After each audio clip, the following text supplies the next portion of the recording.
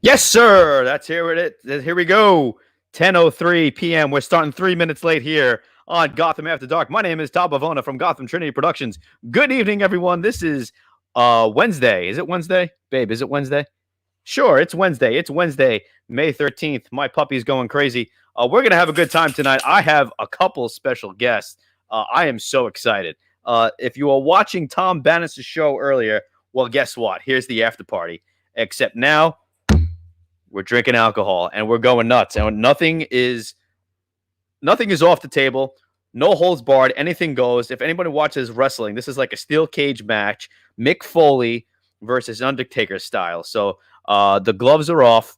This is just no holds barred. Because you know why? Because my puppy's here. You know, dude, I'm doing a show. Could you give me a second? I'm sorry. All right. So we're going to talk about a lot of COVID talk today. Hold on, that's Anthony Rapaciulo's show. Wait, I'm not supposed to say Anthony's name because Moss yelled at me. Moss yelled at me. I can't have him on. So you know what?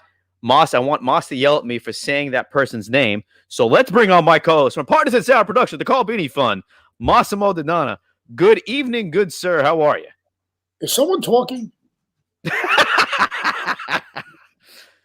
Someone talking. I mean, we don't. I took over a new. I tried to be a new person today. I dropped enough F-bombs during Midday with Moss yesterday to last us to our 200th episode. Correct. And I think it's really important that everyone understands that we just can't curse anymore. Well, hold on a second. I say from 10 to 11, we're a formal late night talk show. We are better than the Jimmys of the world, meaning Jimmy Kimmel, Jimmy Fallon. I thought you were talking about Jimmy from Goodfellas. Jimmy! What's Jimmy's last name from Techie Geek? Oh, we don't care about that Jimmy, right? No, we like that Jimmy. Oh, we like that Jimmy. That Jimmy's cool. Okay. That Jimmy is. He's not scared of COVID-19 like his boss. like his freaking boss scurrying away like a little I actually heard a rumor tonight. About? Bloomy. Oh, really? Ooh, I love rumors. Hold on. Can I go full screen? Stand by for let me lead into this. Stand by a second. Ladies and gentlemen, this is Deep Thoughts with Massimo Dodonna for Partners in Sound Productions. Breaking news. Rumor has it that Mike, Techie Geek, Head Geek, CEO Geek of Techie Geek, Mike Bloomfield, has left his house. It's bad. It's bad. He was scared. Yeah, Todd, I'm not joking. We have proof. There was a major problem. Yeah, he sits here and preaches the way he's not leaving his house. Rumor has it he's in a bar drinking.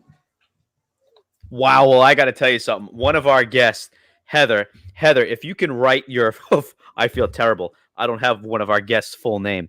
I need Heather's full name, occupation, what she does in her history in the private chat, please. Dave Consiglio's in the background. Tom Bannis is in the background. The momentum is building. Ladies and gentlemen, we have 18 million people viewing in right now. If you put on NBC, you're going to see something that doesn't even look like us. But we're on 20 million homes and counting. I'm not done. Oh, hold on. On his way to the bar, he stopped at a halal truck and ate street meat. So here's a guy preaching. Don't leave your house. Don't do this. No mask, no gloves, and took public transportation. What? Blasphemy. I actually think that Mike Bloomfield has hired a team of geeks to personally go into the New York State unemployment and keep deleting me out of the system. I've actually opened up, Mosgate. Mosgate. It's like, it's going to be a full investigation on how the geeks at Techie Geek are trying to take me out. Wow. Christina's definitely at the top of that list. 100%. No, Christina wants you like. She's trying to kill me. What about a guy like Dave Consiglio? Does he want you like? Listen to me. Dave, he comes here, blah, blah, blah, he's all bark. But the bottom line is if I died, he'd be in the first pew crying for 3 days, and then he'd be trying to bang Des. Okay. He's in the green room. This was his reaction to that statement. Okay, I added the last part, but he was still excited. Wait, hold on. It's only appropriate. I can't wait to come on the show. Oh, hold on. Everybody do the Tom Bannis right now. Hold on. Here we go. Let me get in the bottom left corner of the screen. Here we go. What's up, everybody? Let me get lower. The Tom Bannis low. Here. I'm literally on the floor. We're here. We're right here. Deep Thoughts with Tom Bannis on Gotham After Dark. I'm very excited to be here, guys. Down to the Fell Poker League. I can't wait to play some poker with you. You guys ready to play some poker? Let me give you a lesson. You're showing an ace. You got $10 down. Do you double down? Yes. I don't know. You double down. Double down. Yeah. Oh, we've lost it. That's for our Tom Bannis. But we have to invite. I don't know who do we. I think do we invite Heather on first? Now Heather Butts from a public health professor, nonprofit co-founder. Do we bring on the authority? Someone who goes by peer reviews about COVID-19 first? Do we bring her on first, or do we give her the Gotham in the Dark treatment? Who am I? Do we give her the Gotham After Dark treatment? Leave her in the green room for about 15 more minutes. Bring on Dave and Tom. Have them banter about absolutely nothing because they provide nothing to this program, but they click the link. So here they are talking about nothing. Do we bring them on first, or do we bring on Heather first? And do I put Massimo Dodonna and Heather Butts one-on-one? There's so many options, right? So I think about this all the time. So the green room is a very lonely room. It's a place it was almost like when I was a little younger and I would go into the red room. But I can't talk about that because my mother's watching. The red room. And there's another thing. The green room is not like the champagne room. Because there's no stuff in the champagne room. Heather says the green room is lonely. I think we should bring Heather on. But before we bring Heather on, hold on. Okay. We have to do a couple of things first. Yes, sir. Very important.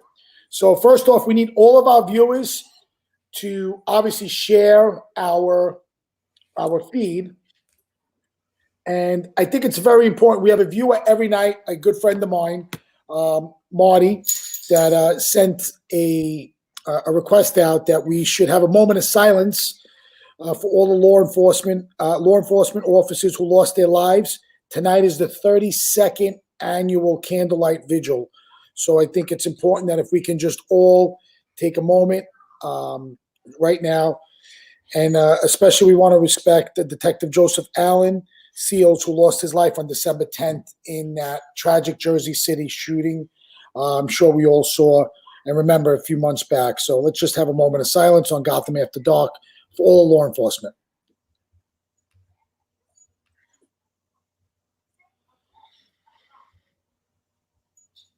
Thank you. And thank you, Marty, for reminding us. It's important that, during all these crazy things that are going on with this COVID-19, that we still continue to do the things that are important in our community and remember those that, that lay down their lives and that, put, others' lives ahead of theirs. And it's important to do these things, even though that we have so much going on, we can still take a moment out. So thank you, Marty. And thank you to the family of all law enforcement that every time they walk out the door, you don't know if they're going to come back. And it's important that we respect and honor each and every one of them. That's right. That's right. And that's what we do here on Breakfast with Bloomy, Midday with Moss, Gotham After Dark. That's what we do here. And Tom Bannis's 37 shows that he does, he's always respectful to I don't everyone. even like Tom Bannis anymore, and he's like my fake hair fuzzing. So I don't like Tom Bannis mainly for the reason that he's about 7'6" in height, and I'm pushing 4'6". I'm an actual legitimate Smurf, and he's like 7'6". Shaquille O'Neal, he's probably got a size 37 shoe, and his shoe size is bigger than my entire body. At any rate, hey, that's a great lead in to our special guest again, Heather Butts, from a public health professor and nonprofit co-founder. She is normally on Tom Bannis's show, was just on for 2 hours. God bless her. On 2 hours. I mean, that's problem number one. Why are you on with Tom Bannis for 2 hours? Her ears gotta be bleeding. She's Right? got She gets the smooth dulcet tones of Bavona and the craziness of Massimo Dodonna. So she got this for the past 2 hours.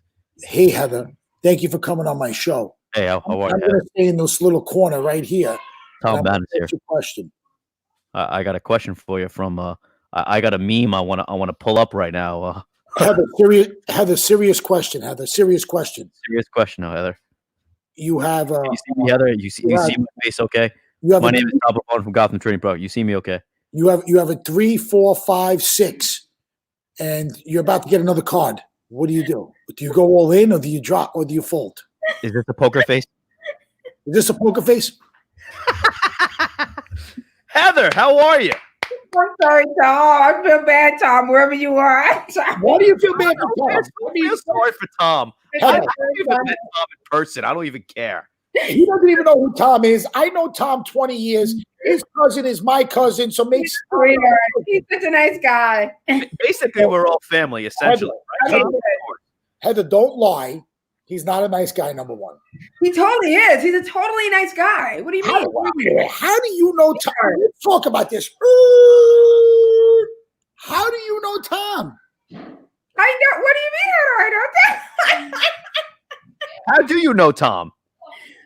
I know Tom because I am not so much anymore because of my teaching responsibilities. But I'm technically a member of his league. So that's how I know him. So basically, you're paying him to be his friend. That's how he has all his friends? So basically, nobody wants to be Tom's friend. They all pay him to be friends with him. Now it makes sense. The tall doofball is just. I wouldn't say all that. I would not say that. I would. That's too far. That's too much. All right. So let me just have Heather. 26 million people. We got a lot of viewers here. Let's go.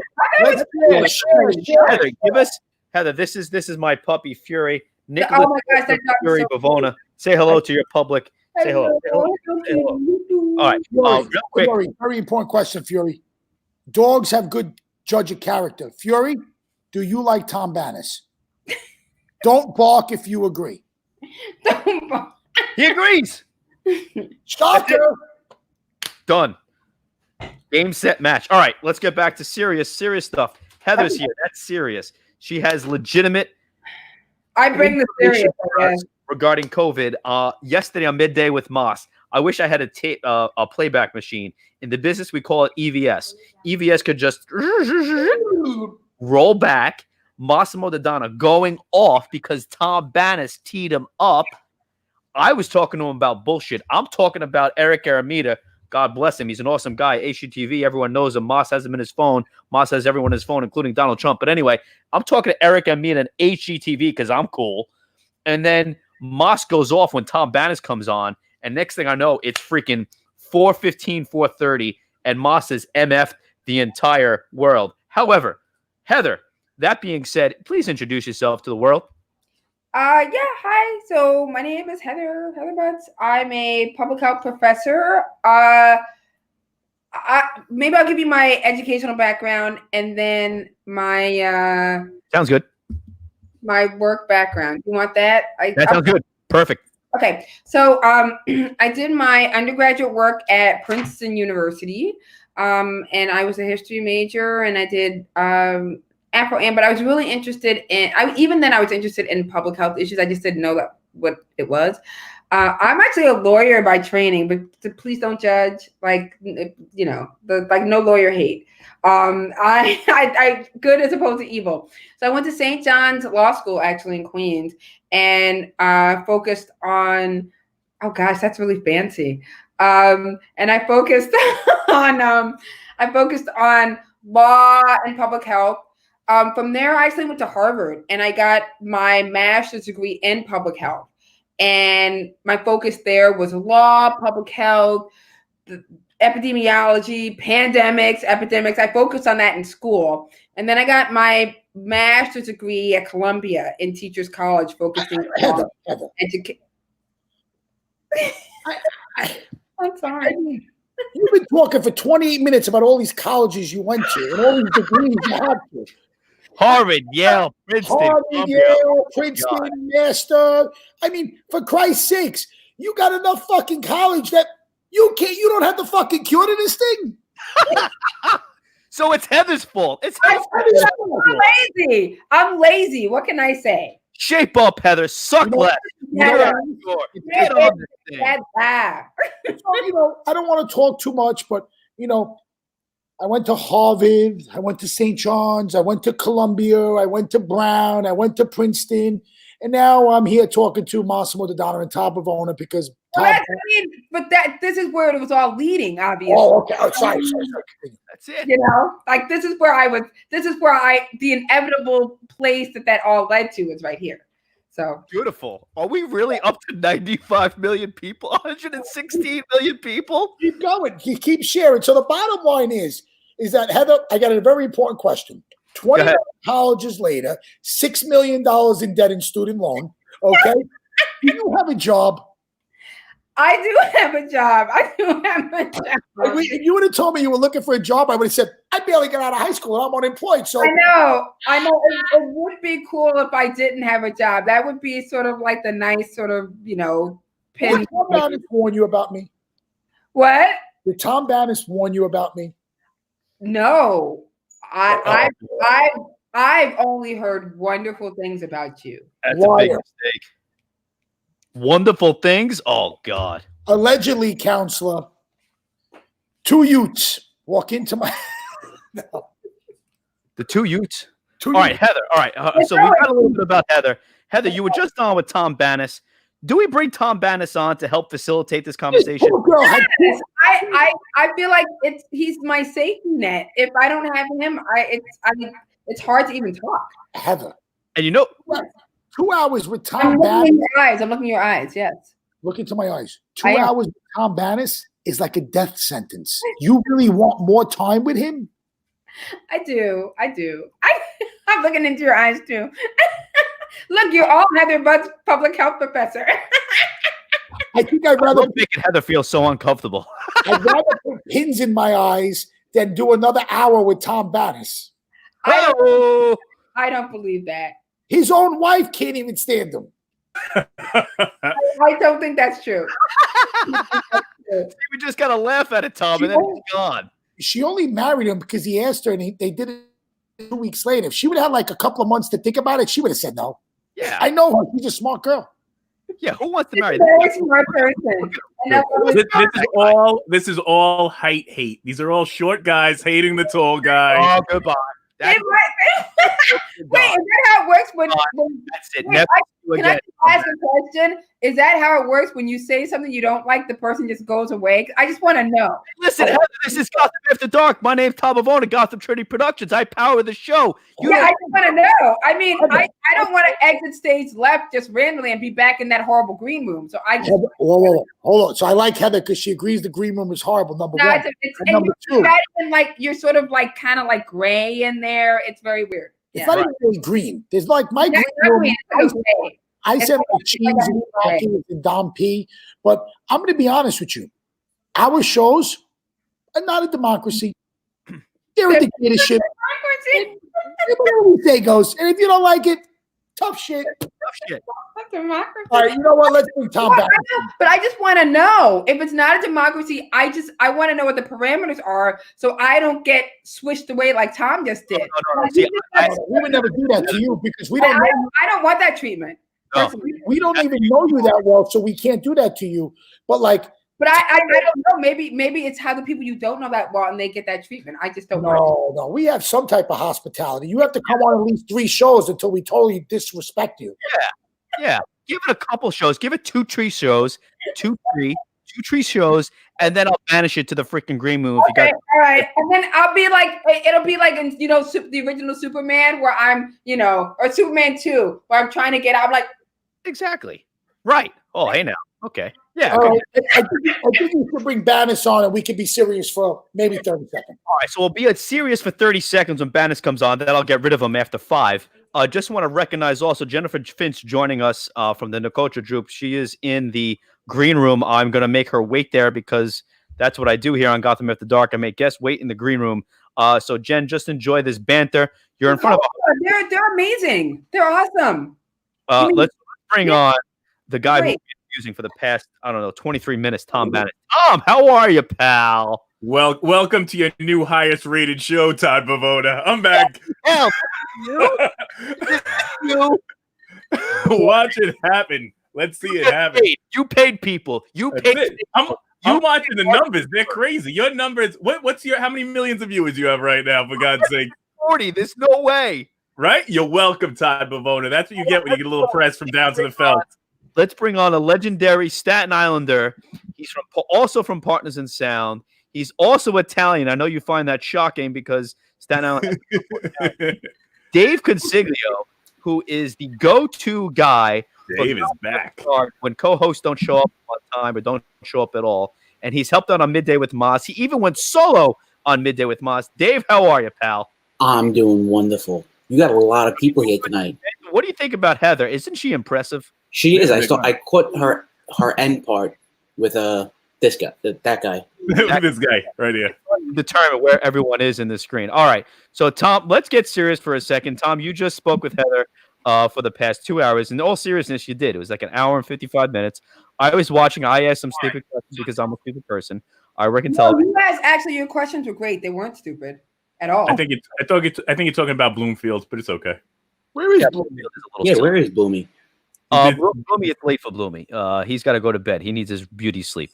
So Heather, I guess let's lead into what the hell the state of affairs is right now for New York. And I find that interesting. You made that distinction between New York, New Jersey. New Jersey governor came out today. He talked about certain restrictions being lifted, certain businesses being able to go back to quasi-normal retail, for instance, non-essential businesses getting back. Let's start with New York City. De Blasio and Cuomo. The latest that you can report to us and what's fact versus fiction and what is working and what is not with regards to social distancing and all that stuff. I just want a general wrap up, Heather. Sure. Yeah. Okay. So what I talked about earlier was basically in New York, we have a 4-phase system for reopening.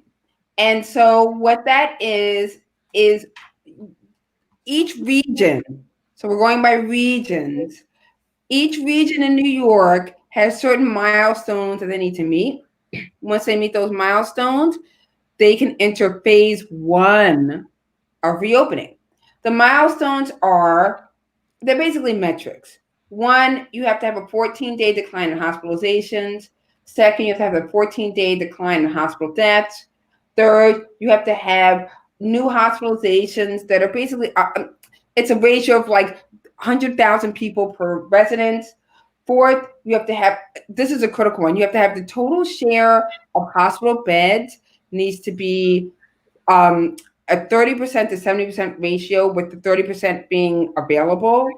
The share of ICU beds also has to be that same 70 to 30% ratio. You have to have 30 people per 1,000 residents tested on a monthly basis. Everybody's doing that. And then you have to have 30 contact tracers per 100,000 individuals in New York. And that's an easy lift as well. Now, in order to meet that 7 out of 7 criterion, the Finger Lakes, for example, did that. So May 15th, they get to phase 1 of the reopening. Phase 1 is reopening of construction, manufacturing, wholesale supply chain, retail, curbside, and agriculture, forestry, and fishing. Phase 2, professional services, finance and insurance, retail, administrative support, real estate and leasing. Phase 3, restaurants, food services, hotel accommodations. Phase 4 is arts, entertainment, recreation, and education. Now, unfortunately, most counties in New York have not reached phase 1 yet because they have not met the 7 metrics that I just described. And so they need to meet those metrics in order to get to phase 1. According to our government in New York, there will be at least 2 weeks between each phase. So we can all do the math on what that's going to look like. And if there is any sort of, regression, backsliding, and you end up having more hospitalizations, there's a circuit breaker that will kick in, and then you will essentially jump out of the phase that you were in and go back to square one, which nobody really wants. So that means middle of July for me and you, Mas. A lot going on. Thank you for that general recap, which is very valuable. Mas, I'll open up the floor to you. I'm sure you have a couple questions. So Heather, I mean, I obviously you can tell I'm a jokester. You don't have to go full screen on me. I like to see everyone's reactions when I say off-color things. I'll cut the show how I want. Thanks, Mas. Oh, thanks. Okay, all of a sudden you want to do Grazioso's job. I understand. Oh, where's I want to do my own job. Thank you, Mas. Go ahead, Mas. All right, no problem. So, Heather, on a serious note, I mean, my concern is this, and I want to respect. And no, all joking aside, and I think we all have to do our parts, and the governors, obviously, and every local all the politicians are being advised by professionals that, what do smart people do? They surround themselves by people that are going to advise them with the best information possible. Correct. You honestly think that if we do all this stuff, we're going to beat this and put it behind us? Because I think a lot of the stuff that they want us to do, I think we're putting Band-Aids on gunshot wounds. And my concern is that we don't know what to do, and we're doing a lot of the things that we're doing may be it sounds good, let's try it, but we're not affirmative. And I think that some of the people should just be a little bit more transparent and saying, hey, we don't know how to handle this, but we think if everyone does this, it could help. We'll be back in a week or two. This is the first time this has happened to us in 100 years. So, and I know everyone relates back to the Spanish flu, and I want to think that our technology and our scientists are a little smarter today than they were 100 years ago. So, I mean, this is all speculation. Staying in the house, we should do this, and the phases. And I think there's a lot more, but I'm a little frustrated. I'm in the events industry. I want to give you a little background. Yeah. My whole life is around social gatherings. And everyone says once we come up with a vaccine, it's going to be better. But, you are obviously very, very, very educated. You're a lot smarter than the other 4 of us on this group, 100%. But all the 4 of us together can't spell PhD. Nope. And, XQ. And the bottom line is that I think in our industry, I respect immediate answers and solutions to problems. And it's a little frustrating that we don't have a black and white solution. And I respect the fact that this is new, but I don't like all the bullshit, because it's like, if we all do this and we all do that, it's going to get better, but we don't know. I would respect a little more transparency. Okay, so I mean, I think that's why I enjoy doing the show. Oh, you cut her out. See what happened? See, you just Sorry. Look, that's what I said. God. No, you're back. Did I say something wrong? So that's why I enjoy doing the show with Tom, because we actually do none of that. We don't speculate. I think tonight was the first time in the 4 times we've done a show that either of us even gave any opinion about anything, and we did it for 2 seconds. We caught ourselves and then we stopped, right? So I agree with you 100%. If we have to look at anything in history, even if we go beyond the Spanish flu, there is an old-timey case. It's called Jacobson v. Massachusetts. It's a Supreme Court case, and it's 1897 case that went to the Supreme Court in 1905, and it involved a man named Jacobson who didn't want to get the smallpox vaccination. And back in the 1800s, early 1900s, smallpox was sweeping the nation, and a lot of places put in place, they instituted ordinances so that people had to get the smallpox vaccination. And he didn't want to. He just said, I'm not doing it. And so it went to the Supreme Court, and it was a question of civil liberties, whether or not he should be able to not get the smallpox vaccination, or whether or not Cambridge, Massachusetts had the right to say that he should. And it's actually a case more that has to do with whether or not he could be fined or not. But the point of that is as much as it feels like this is completely new, it's actually not. And that's why in talking about the 1918 pandemic and talking about the Jacobson case I just mentioned, where the Supreme Court ruled that Cambridge could actually institute ordinances to have people get the smallpox vaccination and be fined if they didn't. We've been here before. It's not our first time at the rodeo. So even though it's a new disease, the things that are being put in place, we have done before. We have done in 1918. We did in 1905 with the Jacobson case. We did in 1968 with another pandemic that people don't talk about that much. And so we've done these things before. And so my response would just be, I feel for you. I feel for the industry that you're in. I know that you're going through a lot and it's very painful. There's a pathway forward. We can see what that pathway is.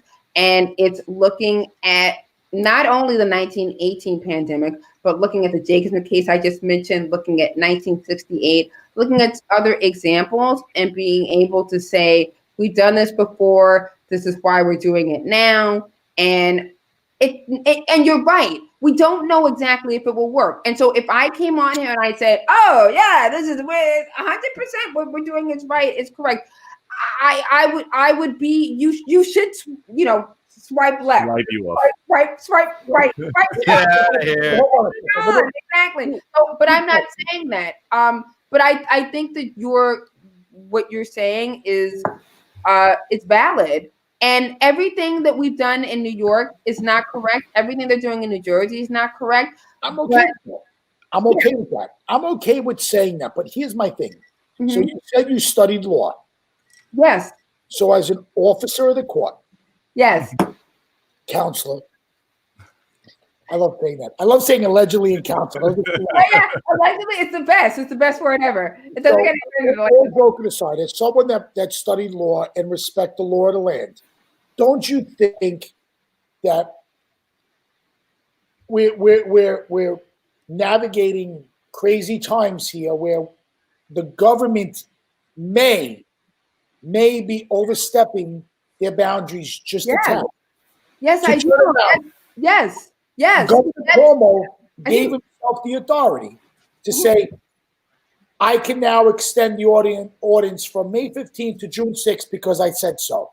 This is why we declared independence from England a couple hundred years ago. We are a land made up of democracy, and my governor should be advised by my local politicians, and my local politicians should advise the higher up, and there's a chain of command. No man or woman should have the authority to say whatever we need. Our president can't go to war without the blessing of Congress or the House or whatever. Again, it's just like we gotta just take a little power away. That's all I'm saying. Okay, hold on. There is a law in place. Heather knows it because she is brighter than all of us are. 100%. I don't even know where the R is in Harvard, but she can give you the law that gives the governor that power. What was that, Heather? I think we've discussed that before. So we've discussed it before. So the way that Governor Cuomo is doing this, he's doing it through two ways. So one is executive orders, which President Trump has the ability to do. And by the way, Tom and I talk about this all the time.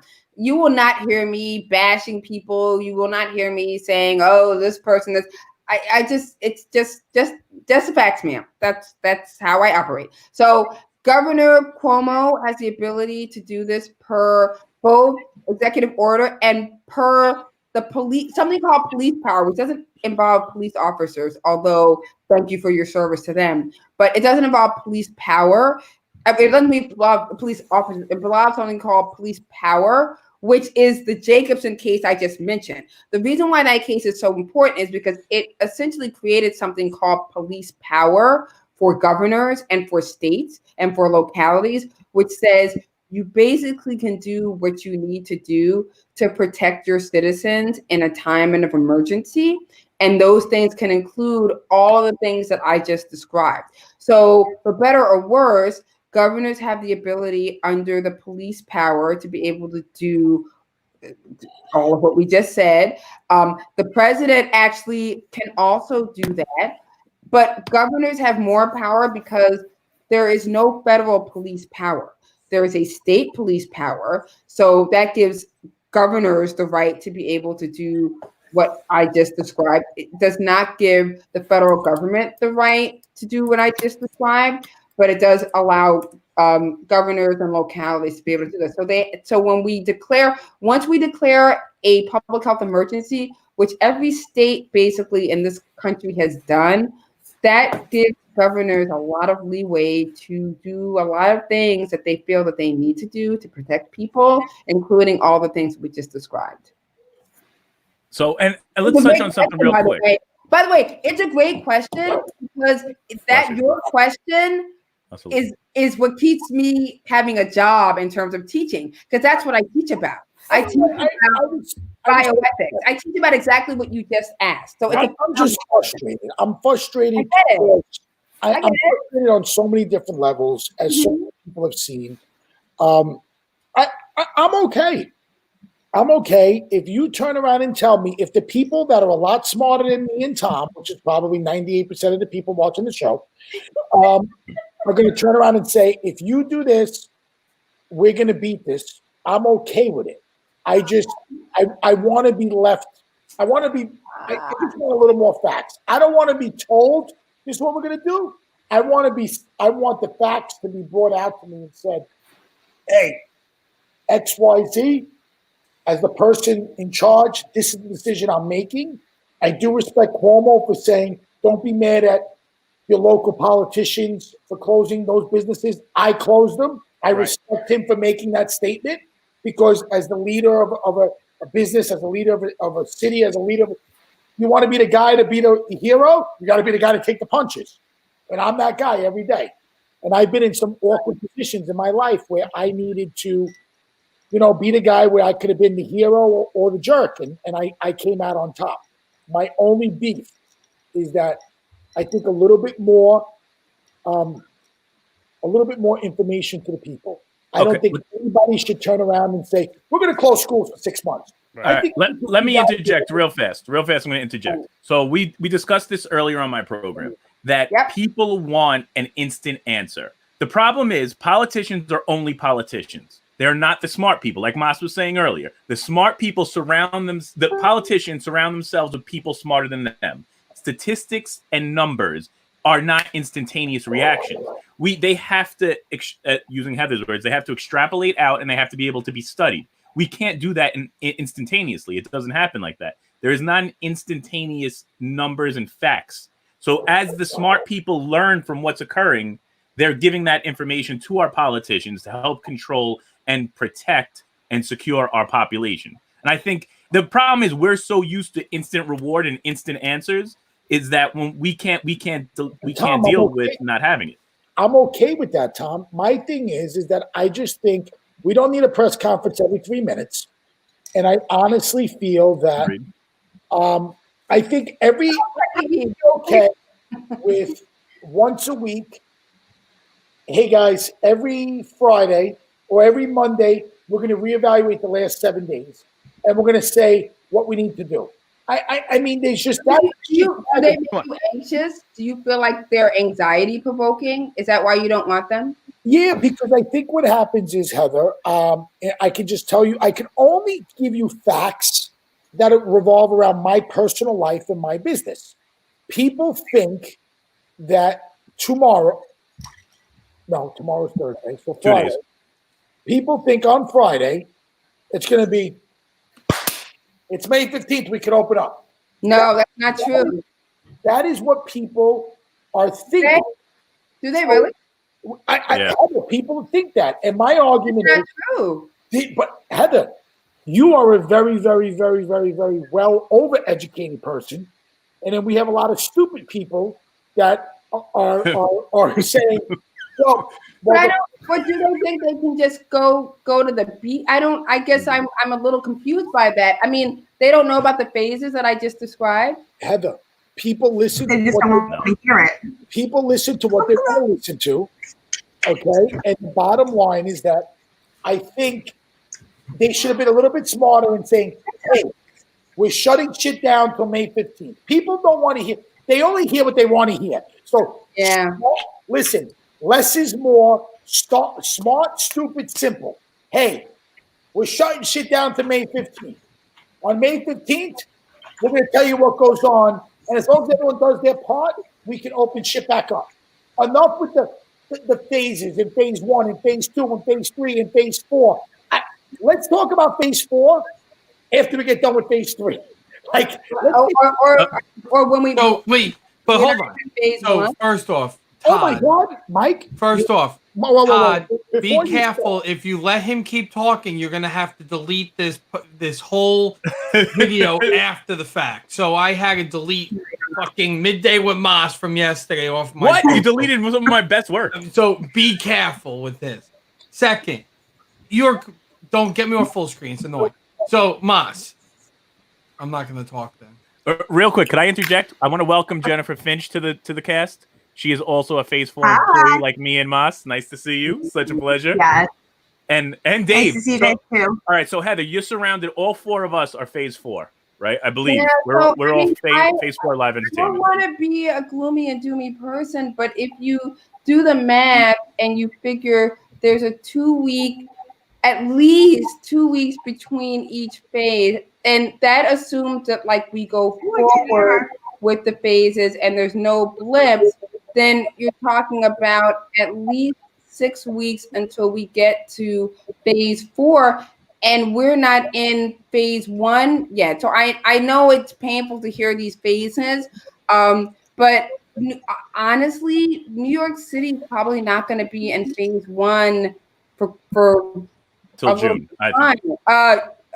Yeah, so June at the very least.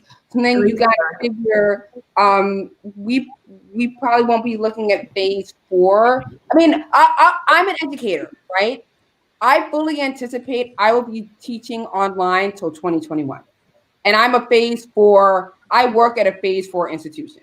So my working assumption is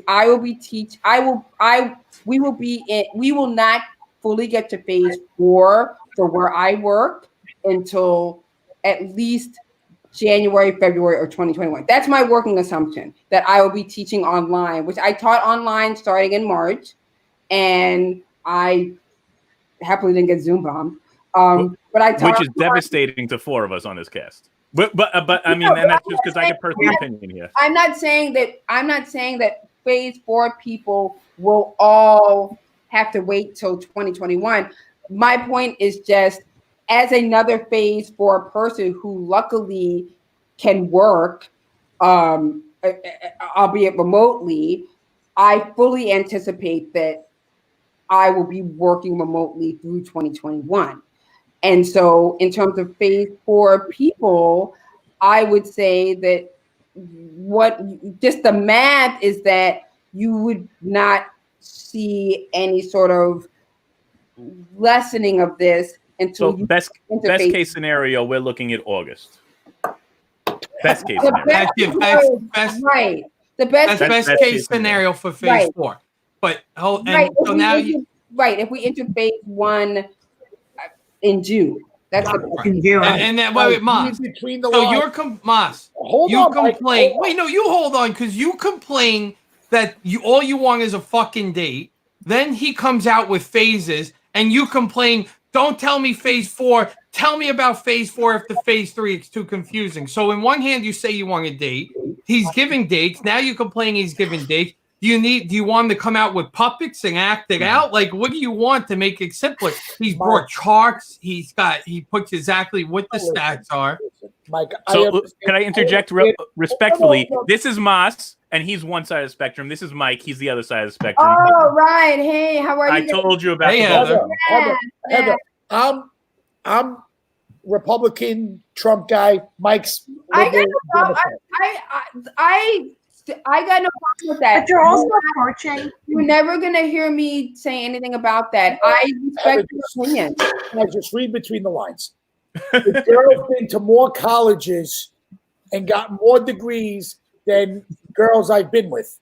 And by saying that, at the end of the day, we're in phase 4. We're events business. And the bottom line, I can respect the fact that we need to, we need to do my part. The problem here is a bigger problem. And Jen's going to agree with me. Every time they open their mouths, our lives and our businesses get turned upside down and we get tortured. Okay. I had 25 brides today call me. Should I postpone my wedding? Should I get married this year? In the bridal business? We're so Jennifer is an event specialist at one of the largest venues on Staten Island. And I'm one of the larger entertainment companies in the tri-state area. So unfortunately, and Alex is in the events industry, but a little bit smaller scale, but more corporate in STK, which is in a very, very, very upscale high-end establishment. A very upscale, respectful restaurant in Manhattan. So here's the problem, Heather. Every time they talk, our lives get turned upside down. Sure. And that's why, Mike, you're right that nobody knows. So we may be hermit crabs until June, July, August, September, October, November, December.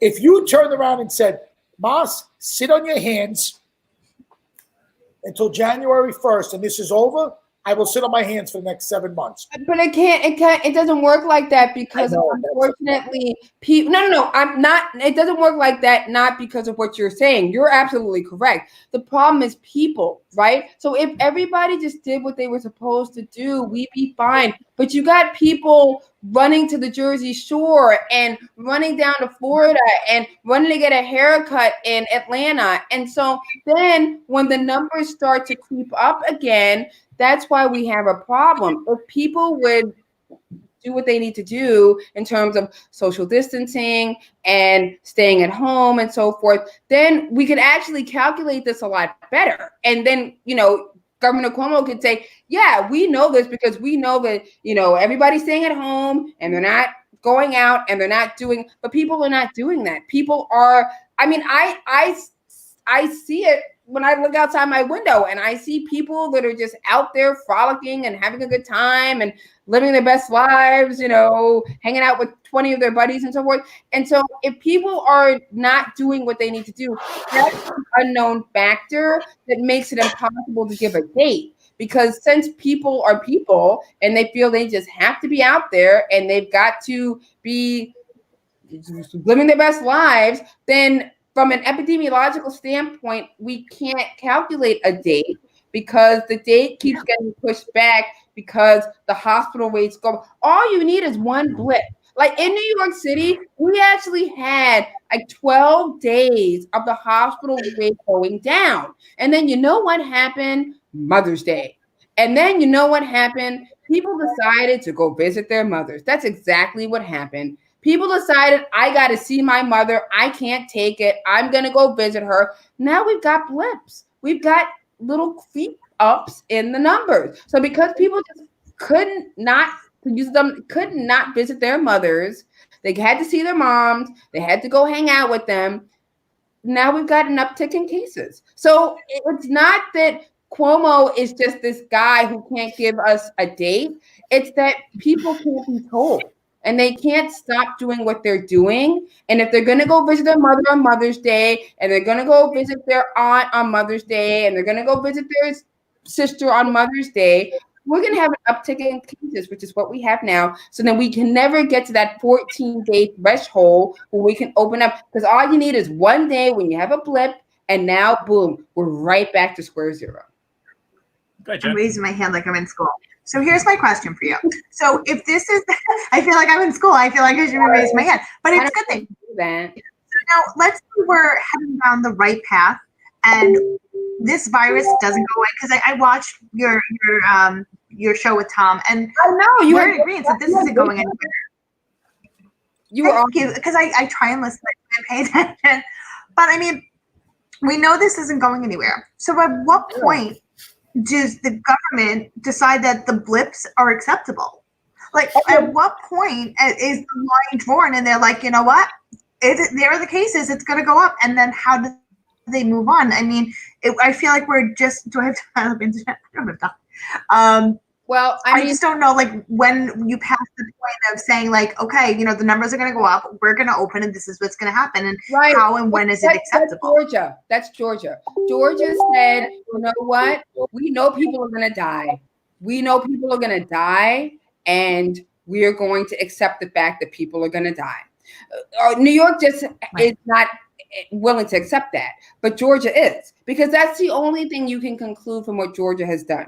The only thing you can conclude is that the good state of Georgia has decided that we know, based on what we do, that there will be people who they're going to be deaths. But if we have 1.7% of people die, that's the cost of doing business. And that's something we potentially, as a society, could say, because let me just. I'm sorry to interject on you, Heather. I'm going to poke in real fast. We have a lot of people. Dipping into the comments saying that doesn't mean anything. They were exposed 3 days ago. Your facts don't make sense. We're not saying that. We're not saying that the blip from Mother's Day has happened yet. We're saying is what's going to happen. Right. Is that because of Mother's Day, in 2 weeks we hit a blip and our number gets pushed. No. People are very aggressive. They're aggressively fighting what facts are. COVID does not work that fast. So Mother's Day was 3 days ago, right? So we're not. I mean, although actually, technically speaking, COVID symptoms can develop between 2 days of exposure and 14 days of exposure. So we're at Wednesday. Mother's Day was on Sunday. It actually wouldn't be impossible to think that you could have some COVID symptomatology. So that's not completely ridiculous. But what will be more interesting, and this is the Georgia example, is don't look at 2 or 3 days out. Let's look 2 weeks out. Let's look 3 weeks out. Let's look at the hospital rates. Let's look at what that looks like. And then we will actually see some interesting blips. So no. In terms of, you probably could have like a little bit of an upswing in hospitalizations between Mother's Day and Tuesday or Wednesday, because sure, you could have people who develop symptomatology within 2 days. So you can have a little bit. That's not as interesting as what we're going to see 2 weeks from now. 3 weeks. All right. I also want to interject. I don't know who Matthew Schatzer is, but I appreciate that he has so many comments. So now he said they said 2/3 of us had the virus already. Please, Matthew, please give me a little more info. Who is they? Because I'd love to know who they are, and then we can check those facts. And how would they, if nobody can tell you how many people have had the virus yet, because there's no way we've had the testing. No, I don't have opinions. So there's a very good chance that they might have put it on social media, and you might have read a meme that they said this. But I also heard Chuck Norris will kick your ass on social media, but I don't know if I believe it right now. He's an old man. No. It's so crazy. I agree with everything that Tom is saying. And again, I mean, you don't actually have to believe what I'm saying. It's fine that you don't, but the proof is going to be in, Tom, it's interesting, right? So in our league, I mean, I hate to say this, but legit, like wait. Sorry. I wanted to retract that. Sorry, Matthew. That was Joseph Carmico. I apologize. There's just so many numbers running that we're just trying to help address like facts. So if you want, please tune into our show and we'll take whatever you think is a fact and we will put it through peer-reviewed process. Not the media, not this, not that. We'll put it through a process that shows people that know what they're talking about. And we'll say, you're right, that is a fact. Or no, that's not a fact. Mike, but I promise you she's not lying to you. Go ahead, sorry. It's interesting because, in our league, it was just sort of strange that like the people who were the most vocal about being the naysayers about COVID were the ones that ended up either hospitalized or having a family member who did, or having some really close situation and are now complete converts. So the people who 2 months ago, I was saying to them, look, I there's no reason for me to say this to you other than this is an issue. Now they're telling other people, why aren't you listening? Can't you understand? My best friend's father died, or my sister died, or whatever. And so I would just say that to say that it's interesting to me how things kind of play out in a way so that when we are personally affected, it has a lot more meaning for us than when it's somebody else's problem. When somebody else is affected, exactly. So, I have a factual question. Most people that die of COVID, do they or do they not have underlying issues? I can actually give you the stat exactly. 96% of them have underlying. How many? 96%. 96% of people that die of COVID have underlying issues. So, but they're saying that it's okay if you have underlying conditions, just die? It's okay for them to die? What I'm trying to say is that 96% of the people that are terminal from this illness are because they have underlying issues. If you know you have underlying issues, don't leave your fucking house. That's not how it's spread. 60%. Oh, my show. Hey. 60% of. Raise my hand again. Guys, stop. This is my show. I'd like to say is, stop. Hold on, Heather. I know you're my guest. Stop. Hang on a second. Oh, I'm sorry. It's getting out of hand. Stop. You guys, everyone's talking over. Stop. Everyone's talking over one another. Hold on a second. Now this has got out of hand. We're at 11 o'clock. We've got 147 million people watching. Let's conduct ourselves like normal human beings. We're trying to conduct an actual discussion here. So let's have a discussion. Mike Bloomfield, you have the floor. What is your question? 60%, and Heather could correct me if I'm wrong. I believe it's 60% of the hospitalizations are from people getting COVID at home. So these are people that have been home. That means they might have an underlying condition, but someone they're related to is now out and about and gets COVID while they're out and comes home and gets that person with underlying condition. Yes, so you are you can't say everyone stay home if you have underlying condition, because if you open the world up, people have to leave to go to work and do whatever, and now they bring it home to someone next. Although actually the percentages kind of don't bear some of that. You're absolutely right. I love, like, you are a stats guy. I love it. I heart you, so that is good. Right. Some of it doesn't. The interesting thing that doesn't bear itself out is the percentages in terms of people who are first responders are all lower. And I told the stat to Tom tonight, and I'll ask you guys. What do you think the percentages are of New York State troopers? That you heard this, so you can't answer, but the percentage I heard this. The New York State troopers that have COVID-19. What percentage of New York State troopers do you think have COVID-19? Anybody? Answer. What? I'm going to go with 50%. Okay. 50. Tom, answer. I know. Tom knows. I know it. I know it. It's 3.1%. It's 3.1%. Okay. Right. So basically, every level of first responder or non-essential worker has less rates of COVID than the general public. So what that tells you is that people who are first responders, people who are nurses, people who are doctors, they are doing what they need to do. They're wearing masks. They're washing their hands. They're wearing gloves. They're doing what they need to do. PPE equipment works. Are probably well, it's not just that. They are trained to deal with this. I mean, the governor is online teaching on TV, teaching people how to wash their hands properly. I mean, there are people doing tutorials on how to wash your hands. I mean, that's going out to the general public right now. So it makes sense that first responders who are used to dealing with hands-on activities with people, police officers, firefighters, EMTs, nurses, like they should be the least of the sick people out there.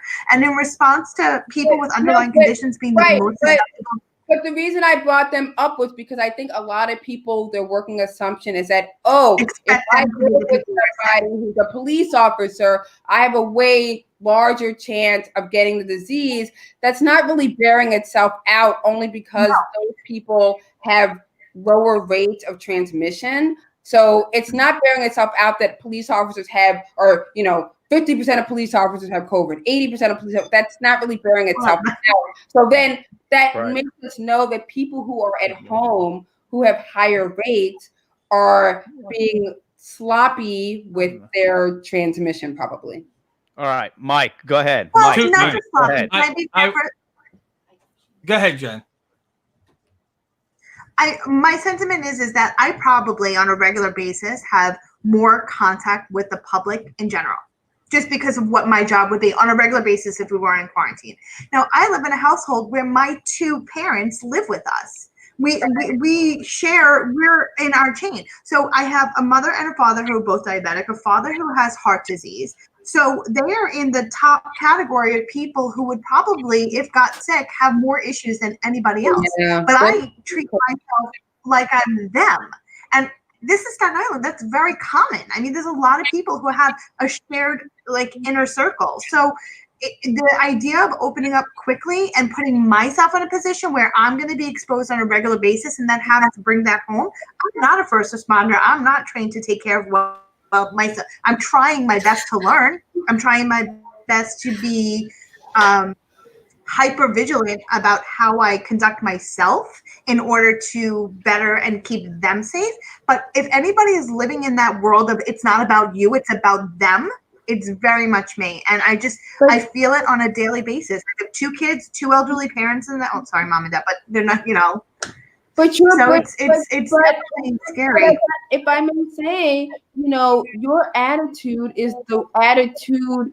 The attitude you have is the attitude everyone should have in a public health emergency. The whole point of a public, and I said this on the show with Tom, this is not like everybody has diabetes. It's not like everybody has prostate cancer. It's not like everybody has stage 3 lung cancer. It's not like everybody has it's not about you, it's about everybody. It's not I mean, this is not a personal disease that you are dealing with and you can sort of hide in the shadows and deal with it and then come out. When you have something like COVID-19, you can't say, I'm just going to live my life and do what I'm going to do, because it's a public health emergency and it's a public health disease that other people can get from you. And so you cannot just sort of sit back and say, I'm just going to deal with it myself, because so go you, so go everybody else. So everyone should be dealing with it the way you are. But we had somebody on the last pass who basically said, I'm out there living my life. I'm not social distancing. I am going to go and do what I want to do. And when we have a disease like this, when people want to do that, that's exactly how it gets spread. So this, I think, is what is unusual for people, is because, and again, I'm a public health person, and in my lifetime, the only other disease I've seen that even comes close to this is HIV, and that's very different because there is a behavioral intervention that you have to do in order to give or get HIV from somebody else. This is extremely unusual for people to be faced with a disease that if they just are in the world living their life, they can either contract it or give it to somebody else. So it's very painful, it's very personal, but it's not personal, and it's very difficult for people. And they should be behaving in the way you just described, but they are not. Gotcha. And Mike, a lot of people are, but a lot of people are actually. Everybody is not. Mike Bloomfield, I just want to recap here. We're at 11:06 p.m. This is Gotham After Dark. Thanks for everyone for tuning in. 146 million people watching. Really appreciate it, whether you're on YouTube, Facebook, Instagram, Pony Express, your sister's ass, whatever it is. We have from left to right. My name's Tom Bavona, Gotham Trinity Productions. In the middle, Massimo Dodonna. We have Heather Butts joining us today. Very special guest, public health professor, nonprofit co-founder. Right below me right here, Alexandra LoBue from STK Steakhouse. She's going to be talking about steaks in a little bit. She's going to change the topic a little bit. We're going to change this up a little bit. Bottom middle is Techie Geek, President Geek, Head Nerd. He's a numbers guy. His name is Mike Bloomfield. And far bottom right of your screen is Jennifer Finch from the Nicotra Group. Once again, everyone, thank you so much for joining us today. This was an awesome conversation, very, very informative. Thank you so much for joining us once again. So, Mike Bloomfield, you are up next. You have the floor, and special thanks to Tom Bannis for jacking up the numbers, and also Dave Consiglio, also patiently waiting behind the scenes. Mike Bloomfield, you now have the floor, my friend. What was your question? Pull up Matthew's comment and get me on full screen. Okay, the one that says the numbers are hyperinflated. Stand by. They're low. Thank you. And, Where was bring it? Where me was it? down. Bring us to 6 box. 6 box. I hate looking at myself. Please hurry up. Thank you. Okay. So here is the problem. As much, and this is why these conversations are almost pointless. Because rather than us being united in a United States and working through this together, this has become a blue versus red, and it shouldn't. Now, what do I mean by that? Anthony Fauci, the head of the yesterday, was in Congress saying that the numbers of deaths are lower than they should. They are. They are lower. And then the president of the United States comes out today and says, I do not believe Anthony Fauci. The numbers are inflated. This is the Anthony Fauci works for the president on the Corona Task Force. The head of the infectious disease and the head of scientists, doctor work on this is saying the numbers are low, says that the numbers are low. The president comes out, says, no, they're inflated. And here you go. And we have a comment that says the numbers are hyperinflated. And the belief is Fauci is lying. And then there was another. Go ahead. Can I just give you a very honest reason why the numbers are low? It's very simple math. So yesterday, 166 beautiful, lovely people died in the state of New York from COVID-19. Who do you think those 166 people are? Does anybody know? I'll tell you. There are only 2 groups: nursing home people and hospital people. That's the only, the 2 numbers are that of those 166 are hospital and nursing home. So the numbers, and again, I'm apolitical on this. I don't have any dog in that fight, but the numbers have to be low, because if we look at the same numbers of deaths, at-home deaths in New York this time last year, they are 8 times higher than they were this time last year. So what does that tell you? And we never talk about you is that right. The only numbers we have of the 166 from yesterday are hospital deaths and nursing home deaths. We have not one death from anybody outside of hospitals or nursing homes. So you got to figure at least one person probably died from COVID-19 and they weren't even in a hospital, even if it's like somebody who was homeless. So the numbers are low, even if it's one person. And exactly. And forget that. They've already said, we've already proven COVID has been here longer than when they were tracking. Mm-hmm. So now you have another 2 months of deaths that we have no idea what happened because we weren't tracking for COVID.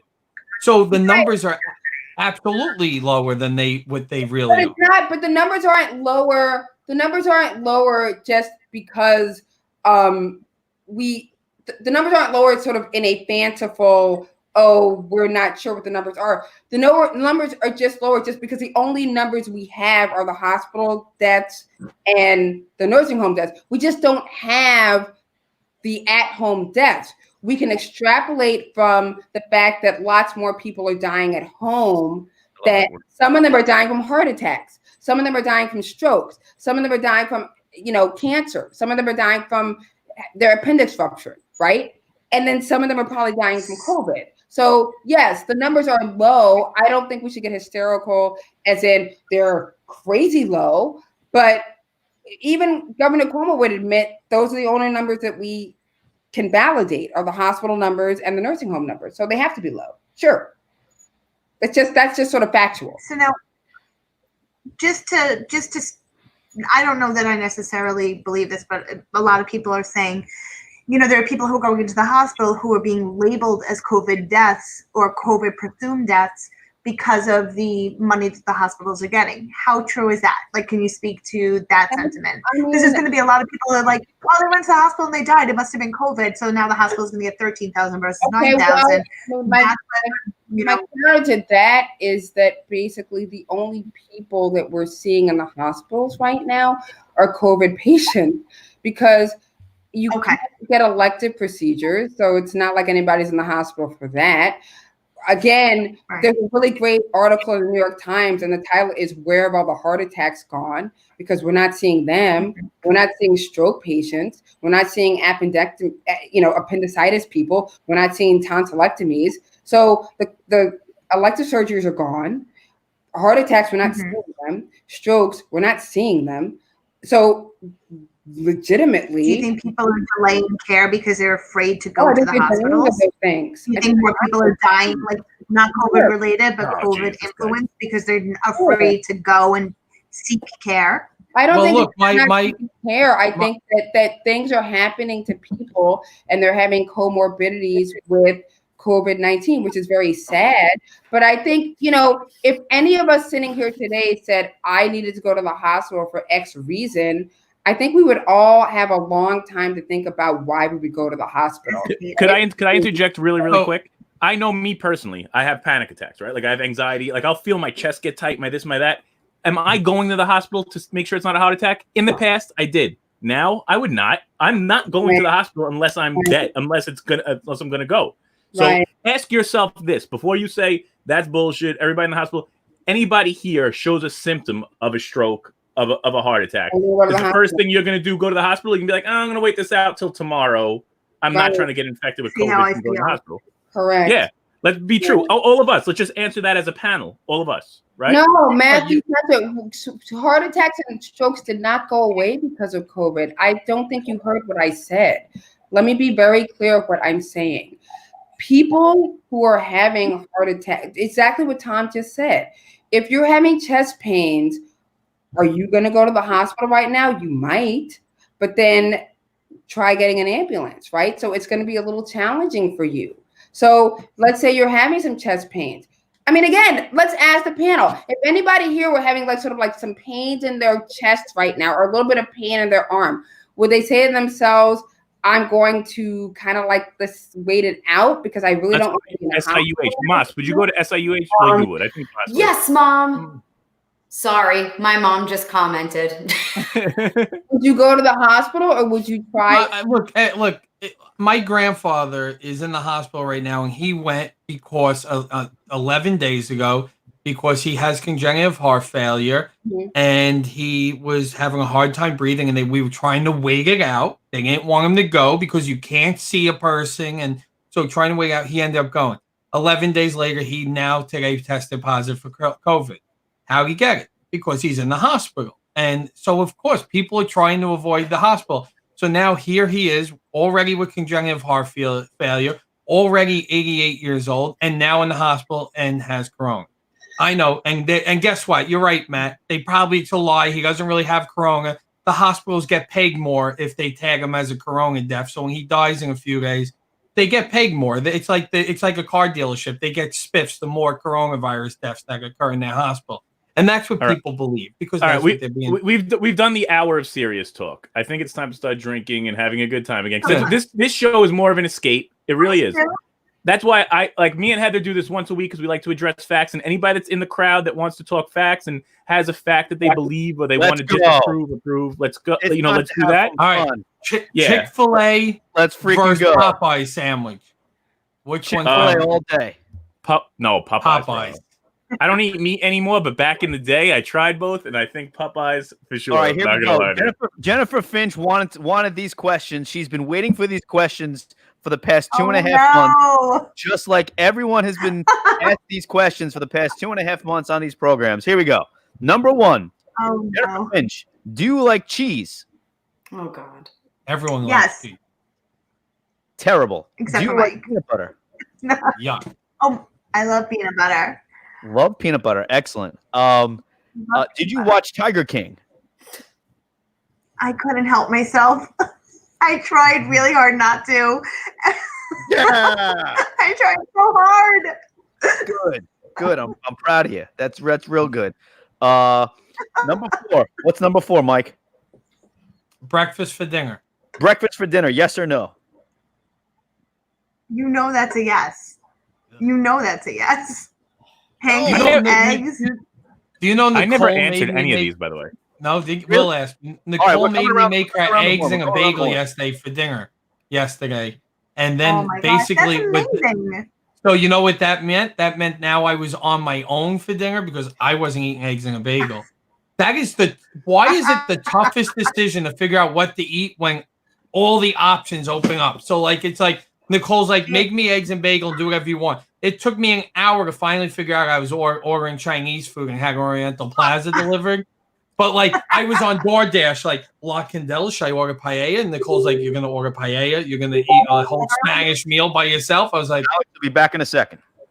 then I went to McDonald's. I went through the whole like DoorDash and then finally ended on Oriental Plaza. And it was delicious. I feel I like like we need a Oriental Plaza. wheel in like our house. Like we just like spin the wheel and like whatever it lands on, that's what we're gonna eat for the day. Because I literally the worst question is what's for dinner? What are we having for Big dinner? Mouth coming in with. I could Popeyes agree with all him day. on that at least. I had All hook right, and reel we- tonight. It was see, excellent. look, well, there is some common ground here on Gotham After Dark. See, All right. Greg and Blue could agree on Popeyes. Those 4 Maybe questions- Popeyes could unite the Did you get people. Popeyes today? No, Moss did though. He did get it. He brought it from Jersey.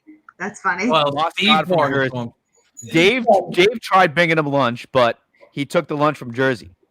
Moss, you look so much anybody happier else this watching afternoon. the What David happened? Finch Did lately? we kill you with this show? I got to be honest with you guys. You guys lost me 20 minutes ago. Facts suck. Oh I get it. shit.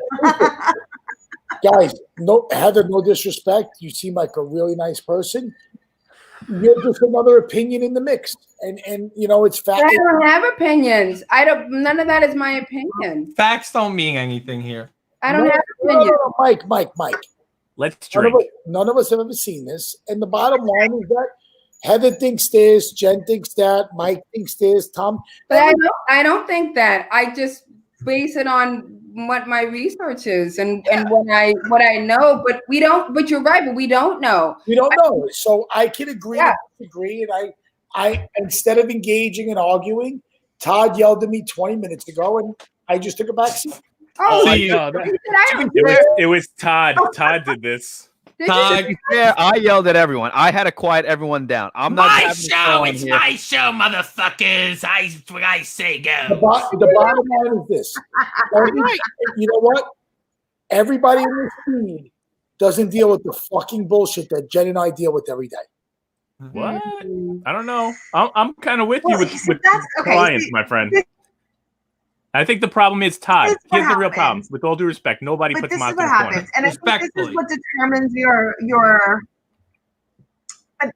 But I respectfully believe that this is what drives your. See, there's an On emotional dial-up from state on this, 1998. and there's a factual state, and then there's an opinion state, right? 56 And I just feel like it doesn't matter sometimes what the facts say, if emotionally you're being driven by how you feel and what you need from it. And like Moss is right, there's a lot of tough conversations happening every day, all day. Like we have this.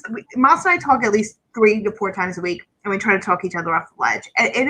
It is a lot, and it would be amazing for someone to just be like, "This is the answer," because there's 50 people a week coming to you being like, "What do you know that I don't know?" And I'm like, I don't know An anything. answer. And you know what? It's like the great line from The Princess Bride. Anybody who tells you that life is easy is telling you something. There is no answer. There's no I answer. get that, but I understand that. But when you're staring down the face of somebody who's spending $70,000, $80,000, $90,000 on one day of their life, and they're like, "Help me," and you're like, "I can't." And our job typically is to help them get through things. It's really hard. And I'm not disagreeing with a single thing you've said. I've actually loved hearing you talk and hearing the facts and hearing it from somebody who is in the mix. It's just, the other side of that is the side of it that when a bride calls you and they're like, "My wedding is on September 19th. Should I postpone my wedding?" And I'm like, I mean, I don't know. I would say my counter to that would be reimagining, right? So I run a nonprofit, and you know what I've done over the last couple of weeks? I build little free libraries. Do you guys know what those are? So those are, they look like little doll houses, and you can put books in them. And you know what I did a few weeks ago? I turned them into little free pantries. So I took the books out, and I bought like hundreds of dollars of canned goods and like soups and so forth, and like toilet paper and all that stuff. And I reimagined the little free libraries, and I started to put things in them that people could actually use. They're empty. I have to fill them like every 2 to 3 days because people are in such need for like food and like pantry items and so forth. I can't build up. I think we're all just stuck in a weird phase 4, right? So Jen, Moss, and me all are, and I'm probably the weirdest one because I have to jump in. I'm sorry. Go ahead, Moss. Heather, how do you make money right now? What do you mean? How do I make money right now? I teach. Okay, you teach. You're working. You're a city teacher. You get paid. Columbia University. I'm a professor, so I get paid. Hold on a second. So you're a professor. So with all due respect, you get paid as long as you were able to transition. Are you married? No. Okay. So you have to worry about yourself. Jennifer has a husband who is unfortunately in an industry that he cannot work. Jennifer is in a business where she makes a very mediocre base salary, and all her businesses, all of her main money is made by face-to-face contact with commissions. Jennifer has 2 children. I'm in a little bit of a better situation because my wife is an educator. She's a teacher. And I own one of the largest entertainment companies in the tri-state area. Okay. Everybody wants to tell me that I need to do my part, but when my refrigerator is empty and I can't put food on the table for my family, who's going to help me? Right. So my counter to that, I was telling that story not to say, yay, me, I'm like. No, I'm not being rude. I'm not being inconsiderate. I'm just trying to say the bottom line is most people are, Jennifer and I are dealing with clients that financially, and I dealt with one today and I texted Carol, that are both city workers, that their financial, their financial situation has not been affected, and they want to cancel their event and they want a full refund on their party. Why? You're not being affected. Are you full refund on their party that would be a physical party that they can't do? An event that they can no longer hold at the hotel. So instead of turning around and saying, hey, I'm a city employee, my salary is guaranteed by the taxpayers of this great city. Let me do my part, and besides the fact of supporting my local fucking pizzeria, support our local business. Let me break chops to get my refund back and hurt the backs of small businesses. You know why? Because they think Lois and Rich and Nicotra and Massimo Dodano are such a big business that we can just give them back their money. And it's fucking by the way, I heart the approaches. We actually have a little free library at their common cafe. So all right. Let me interject real quick. Sorry, Jen. I had to go there. Jen, I'm sorry. So thank you, Nicotras. No, it's fine. Stop. I just think Time out. Thank you. Okay, cool. Tom Banish, you have the floor. Thanks. I'm just going to interject real quick. I believe Heather is very good with statistics and she can answer true fact questions.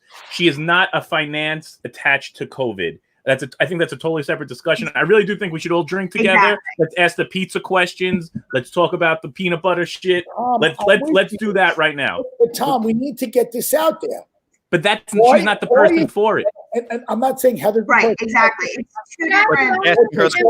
Heather, I understand what you're saying. I get what you're saying. It's okay, Tom. Like I get what you're saying. I don't mean to be rude. I'm not being. No. Can I ask Jennifer a question? Yeah, which I get what you're saying, and I mean, Jen. What I hear you're saying is that you're suffering. People are suffering, and people are not being. They're not working together for you. And again, as a public health person, what I would say to you is that's not in the spirit of public health. You're absolutely right to be frustrated and angry and mad because public health, again, I don't actually understand why people wouldn't work with you, because the discipline that I'm in, that's all you do. My whole life work is looking to people and saying, it's not just about you, it's about all of us. And if you can't understand that, then we are all doomed. So I not only understand what you're saying, I agree with you. My life work has been about trying to help people understand that it's not about them. But let me tell you something that I've learned. A lot of people think it is about them. And self-centered. And that's a problem. Yes. That's a problem. So I agree with you 100%. I think what you're saying is totally right. Everyone needs to do their part. And here's my beef. And my beef is this. I'm unemployed. Okay? Between my wife and I make more money than my wife. I have not deferred my mortgage. I have not deferred any of my bills because it's my obligation as an American and as someone in this crisis to do my part, because I know if I don't pay my bills, someone might lose their job. Right. People like Jennifer and myself in the hospitality business are not treated in the same respect as everyone else. And that's my argument. You were planning a party for May 1st. Why can't you have your party September 1st, October 1st, November 1st, December 1st? You should. They should. Why are you? I agree with you. Why are you breaking the backs of larger businesses like the Nicotra's ballroom at the Hilton Garden Inn and Partners in Sound, demanding a refund or busting our chops instead of supporting the people that are the most charitable on Staten Island? I agree with I couldn't agree with you more. I think you're absolutely right. Yes. And what you're talking about is a fundamental way of how we function as human beings. And I think for a lot of people, they don't function that way. That's my life's work. We're saying the same thing. We're preaching the same language, because to me, I don't get it. I don't get it. And when I told like 3 months ago, when I would say the exact same things you said, people actually would laugh at me. And they're like, you're a fool. Like, you should just go off, live your life, be selfish, do your thing. Why do you care about other people? And I said, because that's my life work. And what I'm interested in is not what I can get for myself, but what I can give to other people, what other people can give to the world, and so forth. So I agree with you. I just want to jump in real fast. Yeah. I just feel like I totally agree. I am also phase 4. I'm entertainment industry. I am 90% of my business comes from events and public gathering, right? Me and Mas, I feel Mas is paying more than most people on the usual cast, because I am in the same boat as him. Yeah. I think me and Mas are slightly different because I anticipated to see this wave coming, to see this happening like this. He did not. And it's hard to, like, the acceptance and digestion of it is difficult. Now, let's get back to pizza. Let's get to the fun cast. Yes. This cast is an escape. We don't want to make it a very heavy cast, you know?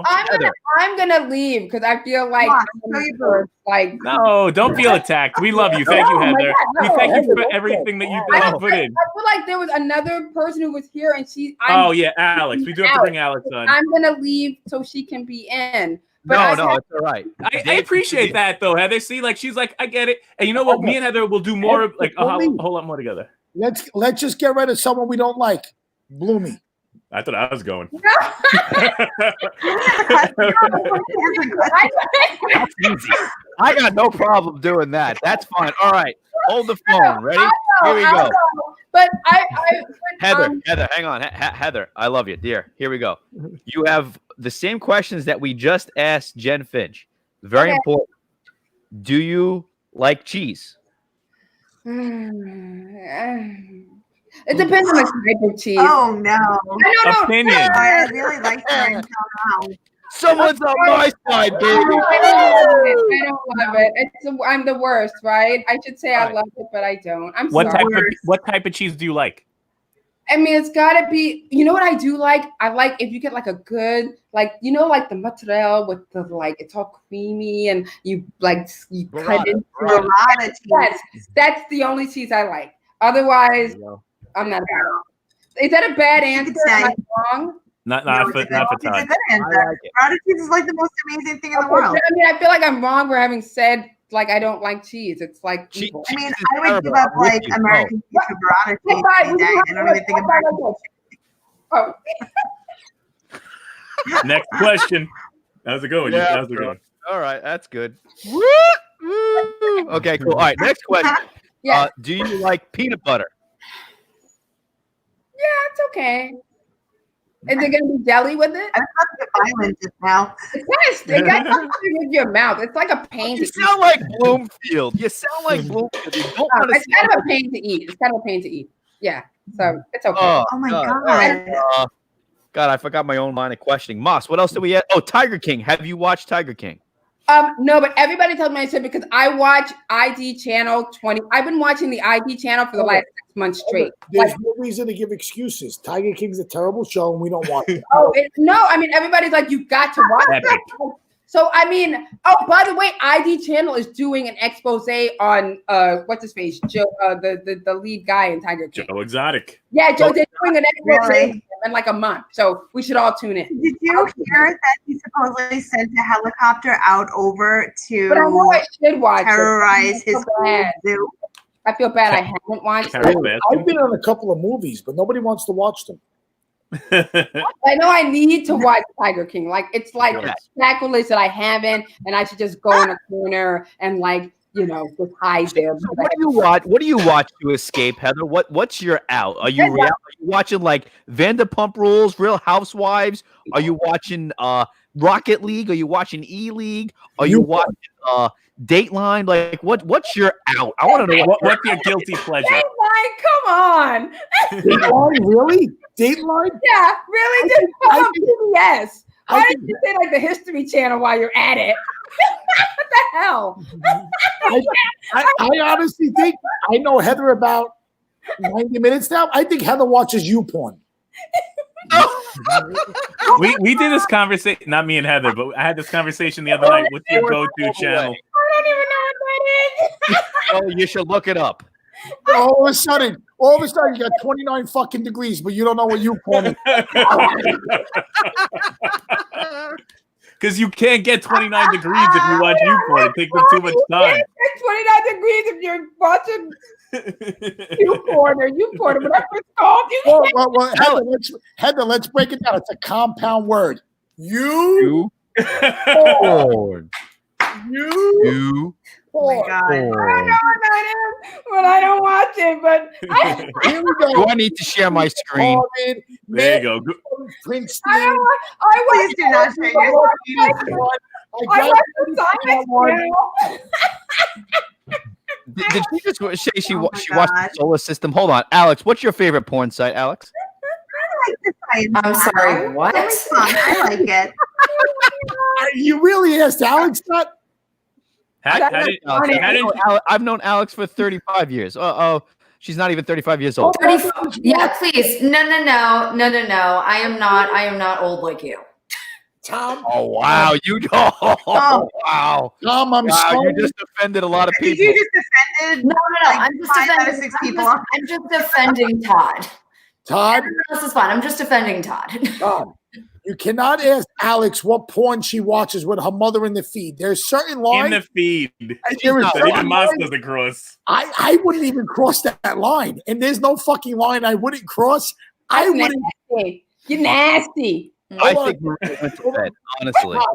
Todd. Her mom just commented. My mom is up, and she's commenting. Oh, God.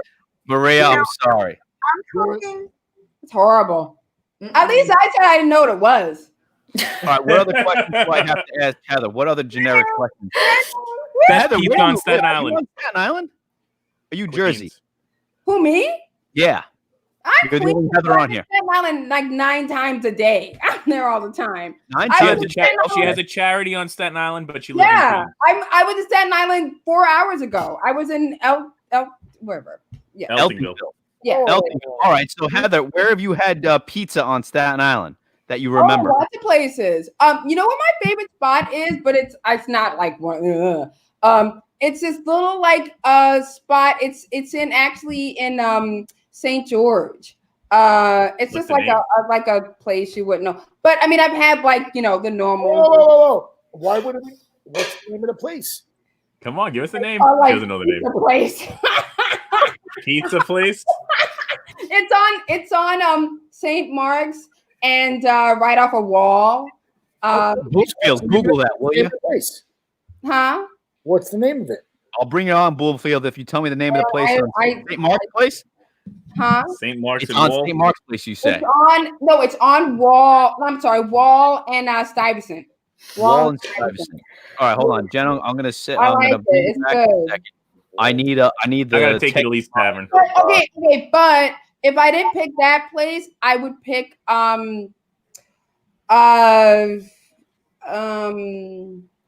Where have you been before? You've been all over Staten Island, though. Yeah, all over Staten Island. You live on Staten Island?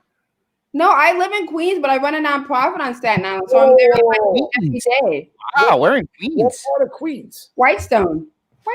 Oh, Whitestone. There's some good eats in Whitestone. There's some good Italian. Brian Gomez chimed in out of nowhere. He said A&S Pizza. Oh, Brian Gomez, yes, A&S Pizza. That's a spot. That's my spot. That's my spot. Brian Gomez is the man. Thank you, Brian Gomez. A&S Pizza. There. Bud. When I grow up, I want to be like Brian Gomez. A&S Pizza. It's solid. It's killer. It's good. It's tasty. I'm gonna take you to Lee's Tavern. I'll change your life. Trust me. Oh, Tom, let's do this. Come on, man. They got a walk-up window. We'll make it happen. I've had like the usual suspects of like Staten Island pizza. You know, I understand why Moss left. Because you guys in the green room is the most fucking annoying thing ever, and it is so What's your annoying. favorite pizza? What's your favorite? Well, pizza? yeah, What's your favorite pizza? Who, me? Yeah. Oh, we've been through this. I would say Joe and Pat's Zero. Okay. If I go to Brooklyn, L&B. It's not your favorite pizza. There's 8 people on this feed, Mike. Well, that's you have invited too many guests. And first off, you pouring is free for 30 days. And you can get a platinum status on Pornhub. I heard. I don't know this for a fact. I cannot confirm or deny it, but I heard Pornhub is totally free premium. Just saying, I'm married. I haven't been using it. That's the one I read about. Pornhub is giving you 30-day free premium. I think that's smart marketing. That's really smart marketing. Good pizza outside of Staten Island. She's going right back to pizza. She's like, they're talking about free porn. Her and Alex are keeping it right down the line. Dave, you're sitting at home by yourself all day. Is Pornhub have a free subscription? From what I heard, yes. And how is it? Dave, what's your go-to site? Dave, what's your go-to site? You hear me? My go-to site? What? Yes. Oh, we have a new question. Dave, what type of porn do you look up? One time. If you were on a porn site, Dave, what would you search for? Is it like trannies? What's your search category, Dave? I actually don't know. You don't have a search category? Like a specific type. Do you like stepmom or stepsister? Oh my God. Apparently, in the United States, I think Howard Stern has talked about it. I think like stepsister and stepmom porn is like the number one in the United States. So now we need statistics, Heather. We need to know the statistics on a peer-reviewed fact-check site. What is the number one search? I'll Google it. Hold on. Which porn is the most common search in USA? Let's see. I'm actually afraid to hear this. Now we're getting into Gotham After Dark. All right, got it. There's peer-reviewed articles about this too. So there are? That's awesome. Yeah, of course. Yeah. They're actually like a really on next week's show. I want to hear the statistics on that. Got it. All right, hold on. Share my screen. Yeah, about like peer-reviewed articles. This was 2018. But there is your Pornhub most viewed categories of 2018. That's not peer-reviewed. I'm sorry. It's not. She does not. I don't co-sign that. I don't co-sign. No, this is Pornhub. They released it. They said they don't. People who are on Pornhub. Yeah, here's the most viewed categories. The article. Lesbian, Japanese. Yeah, look, apparently people like Japanese people. I don't understand that. That doesn't even seem like a good category. And then here's the category by men. Look at men's favorite, Japanese. The women were looking up lesbian. But where are the black people? Really? Oh, there you go. They People were of there. color. Look, People of color. Does that They're change? right here, ebony. Ebony? Is that Ebenezer Scrooge? Oh wait, I think I'm in the green room. Did I get banned? No, we hear you. We No, hear you. we No. hear you. You get scared. Let me see if I can find 2020 stats because I'm pretty sure it's changed. It's Those were really interesting stats. I I enjoy like people watching. All right, 2019. Here, I got 2019. Let's see if we Not can. gonna lie. people of color. Oh wow, this is fucking gay. Oh, ebony, So- ebony. Okay, all right. It's completely self-serving. All right, so look at this. In 2019, Japanese didn't even make. Oh, it was number one. Oh, Number one. what is hentai? I Does don't anyone know what What hentai is? the fuck is? I think that's cartoons. Really? I think. I don't know. We are I've never fucked as searched it. people. If that's the second most searched. I thought Look. it's like an anime. I'm It's I'm called- I'll check right now. I'm not Apparently- gonna lie. That's a lot. I'm That's a gonna lot. lie. I'm definitely part lesbian. You are? Are you? I'm cannot. definitely into women, so I'm definitely a lesbian. I But cannot. isn't Wow, believe- that's disturbing. That's not how any of this works. That's not how. That's not how it is. Statistically, that doesn't work. FYI. That is actually No, disturbing. that and is it's not. hard That to- is not peer reviewed. That is not peer reviewed. No, this doesn't even have to be peer reviewed. This comes right from the source. No, I mean, peer review. the statement he just made is not peer reviewed. Oh, but it's so. But like, so look, this one got 4 points. I just good don't Lord. look at it. Japanese, Korean, Asian. They take up But like wait. the top 10. I It's think not it makes even- sense. Time out. Let me. Can I get the floor? It's like not even. It's some of its categories and some of its people. What the heck? All right. It's Could I not get the even floor? thing. I Yeah, have to You say this. This makes perfect sense. So anybody that's a That's fact checking that's- person, that's- there's way more of an Asian contingent in the world. This is a global search. This isn't the United States. This isn't broken down to the US. So why would not Chinese, Japanese, hentai, and whatever else? And who was number one? Tom. Right. Yes. You were first off, Tom. How did you know hentai was Japanese? It's not racist at all. No, not at all. It comes from China. Because you were exactly You are right. the worst. Share my screen. Hentai is Japanese like anime porn. How did you know that? I'm knowledgeable, bro. I have a large knowledge base. But why is that the second Wait a most minute. searched category? Like I don't get it. Because this is a global search. This isn't America. If they broke that down to American and Asian continents, how many more people are on the Asian continent? Okay, but still, in Asia they love anime porn wouldn't they rather watch real people? I cannot attest to. I don't know why they have an asphyxiation on that. I just know that this is more of a Asian culture. Like that. Look, And we look at the do- little Asian symbol. Am I wrong? Is- Mas, is- chime in here. Wait, I'm does gonna- Dave I'm have a gonna box chime of in. I'm tissues gonna by chime him in. now? I'm gonna No, I chime do not. chime What's in up? full screen. Full screen. Mas. We need to hear him. I'm a MILF. Hey Des, what's your mind? Be so kind. Matt says hentai is anime porn. There you go. Nailed it. Okay, I'm trying to find. So I want to find USA searches, right? Yeah. See. If you start to core. All right, here we go. If you start to go down to the US, it's different. So this Definitely is the most searched for porn category in Pornhub I mean, on the US search- state by state. Yes. Go with New York. Let's see what New York Oh, is. it was removed. I was gonna say I Dave would- probably makes up like 25% of that stat. My state is definitely bottom. 35. Minimum 35.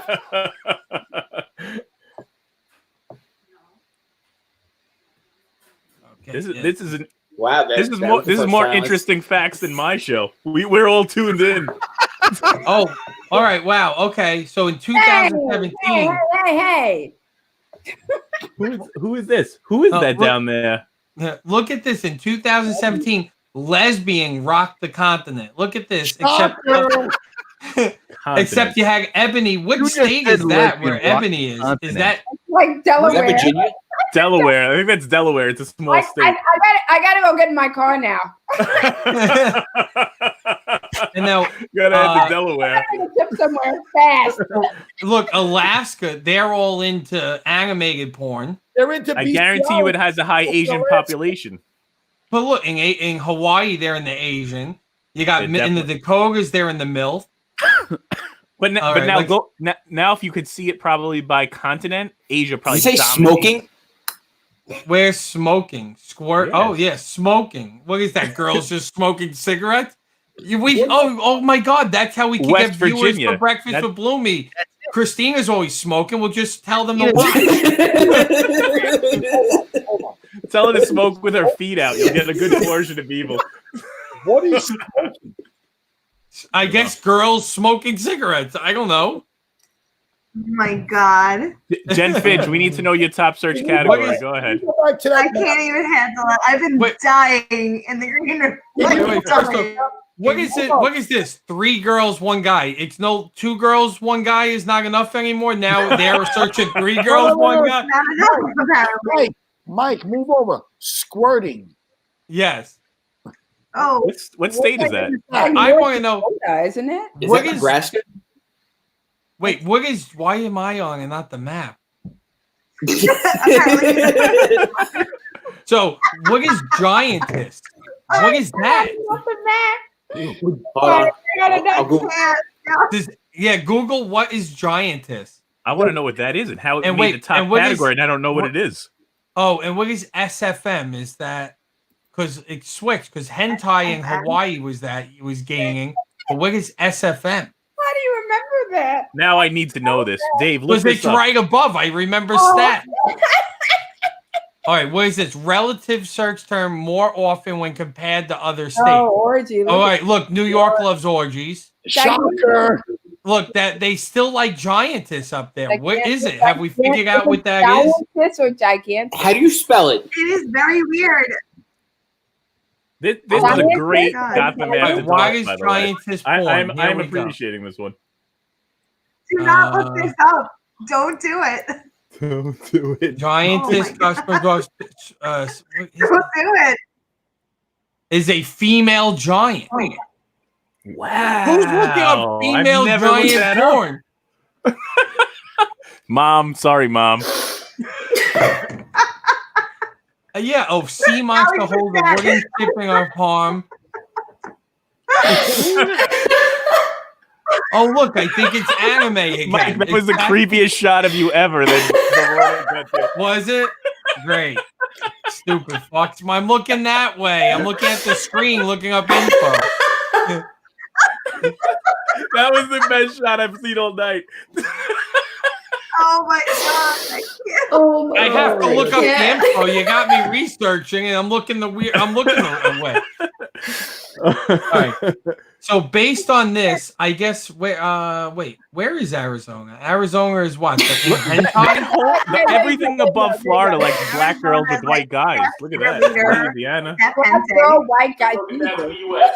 Oh, look, you got Ebony Angle over here. Wow. Oh man! Oh my God! I gotta move to like Italy. What is Fury? Is that furry or Fury? That's furry. What girl? Fury. Furry. That's Fury. Is that furry like hair? Furry. They want like. No, they like people in costumes. Moss has those costumes. Wait, what is this? What is up here? Look at this one. Do not. Oh, jeez, I can't even say that. What does it say? We are. All right, we might be fucked as a people. Look at this. We might have to Google it. Look, most searched porn stars. Kim Kardashian, she's a porn star. Wants us to talk about COVID again. Who's Riley too? I don't know. We're gonna find out who Riley Reid your mom? is right now. Did your mom just Riley say Reid? What? Did your mom just say let's go back to COVID? I don't know. Who's Marie Mangazza LoBue? LoBue? Yep, that's my mom. Thanks, Mom. I love you, Mrs. LoBue. Yes, let's do it. Oh, Go back that's to COVID. Riley Reid. Can we see her face? Yes, that you can see a face right here. You know, everybody complains about COVID, so you start talking about Pornhub. But this is fine. This is on Google search. This is safe. How did our Hey, you wanna see viewership her drop face? so much? Our viewership was crushing Because we life. stopped talking about COVID. First of all, you know what happened? I think our viewership dropped Oh my God, because look at that microphone. they started Googling all of this and they got intertwined into whatever they're searching. Now there's 130 new hentai fans. Way to go, guys! But wait, seriously, what happened to everybody? Where'd they all go? Wait. We should have shared out a referral code for Pornhub. We might have made some money. They're all online right now, Googling what we just showed. That's all exactly what Tom happened. Bangus's like guys were like, "Holy shit, this hentai! Let's go!" Even Dave fell off the feed. He's Where's now Dave? he's Googling. Yeah, Dave's right now with a box of tissues on He him. fell off his feet. He fell off his chair. Oh my God. Dave, please, Dave, admit it. Are your pants on right now or off? I'm Stand not up, answering quick. the question. Stand up, quick. They've already finished Stand life. I knew it. God. Your pants are off. Wait, oh look here, Mas, you got yourself. Oh man, I Moss feel bad is for 4 Alex. glasses in right now. Where is Alex? Does she still want to sell steaks? You had the biggest audience ever, and you had to go to hentai porn, and we lost them. We couldn't do You steak had a before chance the for porn. 150 steak organs. It's all right. If you guys want steak, email me. She's getting yelled at by her mom right now. Wait, hold on. Where's Tommy? Is he watching hentai porn downstairs right now? You know what? He's in the other room. I think he's asleep, but you know what? I don't know. I don't know anymore. I don't know if he's tuning in on this. He was in, and then he was like, "Holy shit, what hentai?" Maybe he likes wait, what are you giant talking about? porn. Steakhouse. Ew. Stop it. I'm changing the subject. What is Steakhouse? STK. STK. STK It's Steakhouse. something Cool. with- That's okay. STK. Yeah. A lot of people say steak anyway, which is kind of short for it anyway. So STK, Okay. we are an upscale restaurant in Manhattan. We're actually all over the world, but we have 2 properties in New York, and that's where it all started. So it's a steakhouse, but we take the traditional steakhouse and you marry it with like a modern lounge, and then you got STK. So revived dining, lots of fun. I kind of wish we were in the middle of a shot show during the earlier conversation, but I'm a little too sober over here. but yeah, so now during the pandemic, I've been doing deliveries on Staten Island and New Jersey. So yeah, it's been really cool. Because we usually don't do You that. have 1 in Mexico. You have 2 in New York. You said. Yep, we have 2 in the United States. We're in New York, Miami, Orlando, Chicago, Denver, San Diego, LA, Vegas, Scottsdale. Then there's Toronto, and I feel like I'm missing something else. Please hold on. Nashville. Please bring me on. Please bring me on. Where are you in Nashville? I went on Nashville. Pornhub really quick. Hold on. Oh, I went on Jesus Pornhub. Christ. I'm so sorry. I really tried, Alex. I really It's okay, tried to Jen. bring it back. That is okay. I really that is okay. tried. Appreciate you. I want to talk about steak. Thank you. Thank you. Yeah, wait. Where It's are okay, you but in I don't know. I don't know Where it is? Porterhouse versus like filet mignon versus like strip steak versus like skirt steak. Oh, Hey, all right, Tio. We went totally off base. I just let it go for a while. Hello to everyone. We're coming up on 12 a.m. here. This is amazing. We went from 140 million viewers to 17 million viewers. I don't know what happened. Maybe it was the anime. Whatever the hell it was. Joining us right now. Joining us right now from STK Steakhouse, Midtown, downtown. And she's going to talk to you a little bit about what STK has been doing ever since we went into quarantine and delivering steaks, which some amazing steaks that I personally had. A lot of people on this program have had thus far, whether it was ordering for their mothers for Mother's Day or having it with a significant other. Steaks, macaroni and cheese, and asparagus. Comes with great instructions, great price, $50 gift card, which I think is ideal. So when this is all over, all of us are going to go to STK and we're going to have a massive party once phase 4 or phase 37 in year 2099 actually lit. That's when we're all going to go and see Alex at STK Midtown, right around the Bryant Park area. So Alex is here to talk about how you can order those steaks. The email that you can email her at, call her at, and you just got to let them know that Todd from Gotham Trinity sent you. So Alex, without further ado, please tell us a little bit about the deal that you are offering, what the deal entails, and also the special and the announcement that's going to happen on Gotham After Dark on June 1. Yes. Okay. Hello, everybody. I know this is not as exciting to some as porn, but in my opinion, it is. You got to eat, right? You got to eat, maybe while you're watching. So, anywho, moving on. As Todd was saying, we are delivering to Staten Island and New Jersey, something that we've never done before during the pandemic, because we want to bring the STK experience to you. So we have these dinner packages that are basically ready to make, which is great. So all of our steaks, it's 6-ounce filet mignons that come in your dinner package. You could do a dinner for 2 or 4. The steak is in cryo freeze bags, and they're all individual. That way it's easy for transport. They stay fresh. You could cook them right away, or you could pop them in the freezer for another night. But in my opinion, nobody that gets STK wants to wait very long because it's that delicious. So all the instructions are there in the package, super easy to follow. Everything is ready to make. You pop the sides in the oven and you have dinner according to Moss and his very technical schedule. You can get it on the table in 30 minutes, which is awesome. And it's a really great price. You could do the dinner for 2 for $59.95 or a dinner for 4 for $99.95. So it's a really great deal. The special deal with regards to referrals, and if you're going to refer anyone with regards to this, and again, that special announcement, whoever does win gets a very special prize.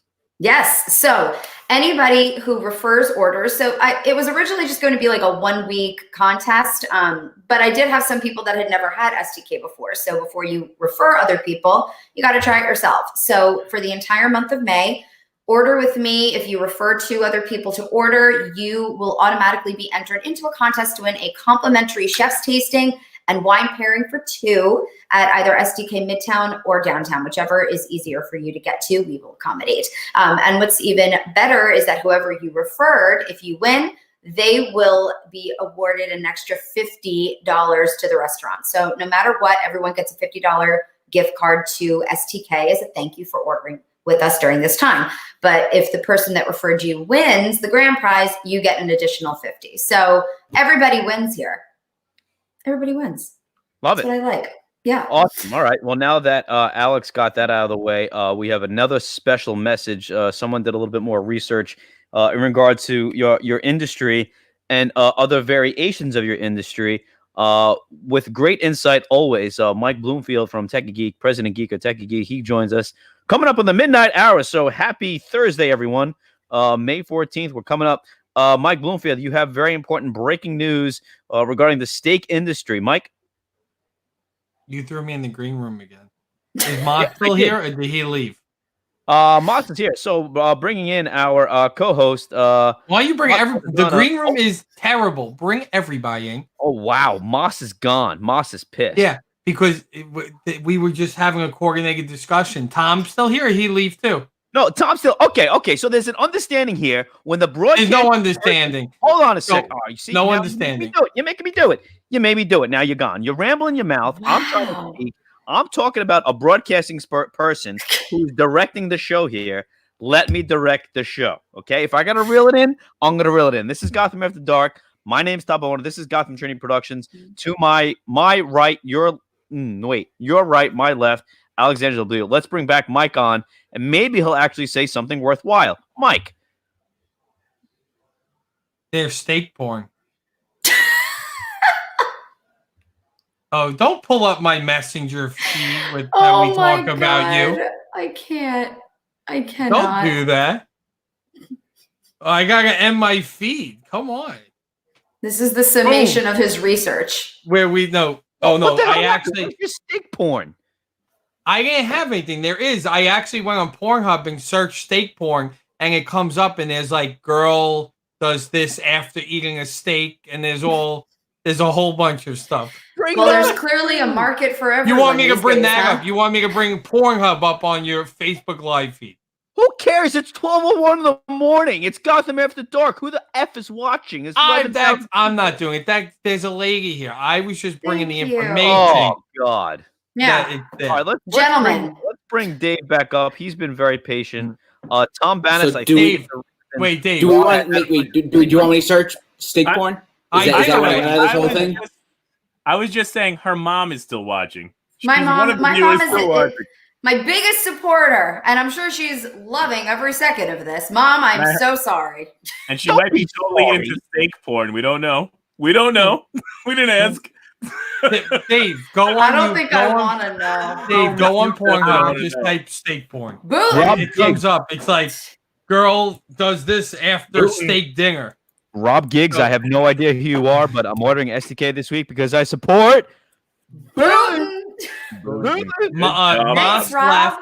Reach out. Email me. Because he said he was going to go make his own porn. Steak increases testosterone levels. That's a fact. That's a legitimate fact. Is that a scientific fact? Hold on. I think someone we know can debunk that. Whether or not. Hold on. Oh.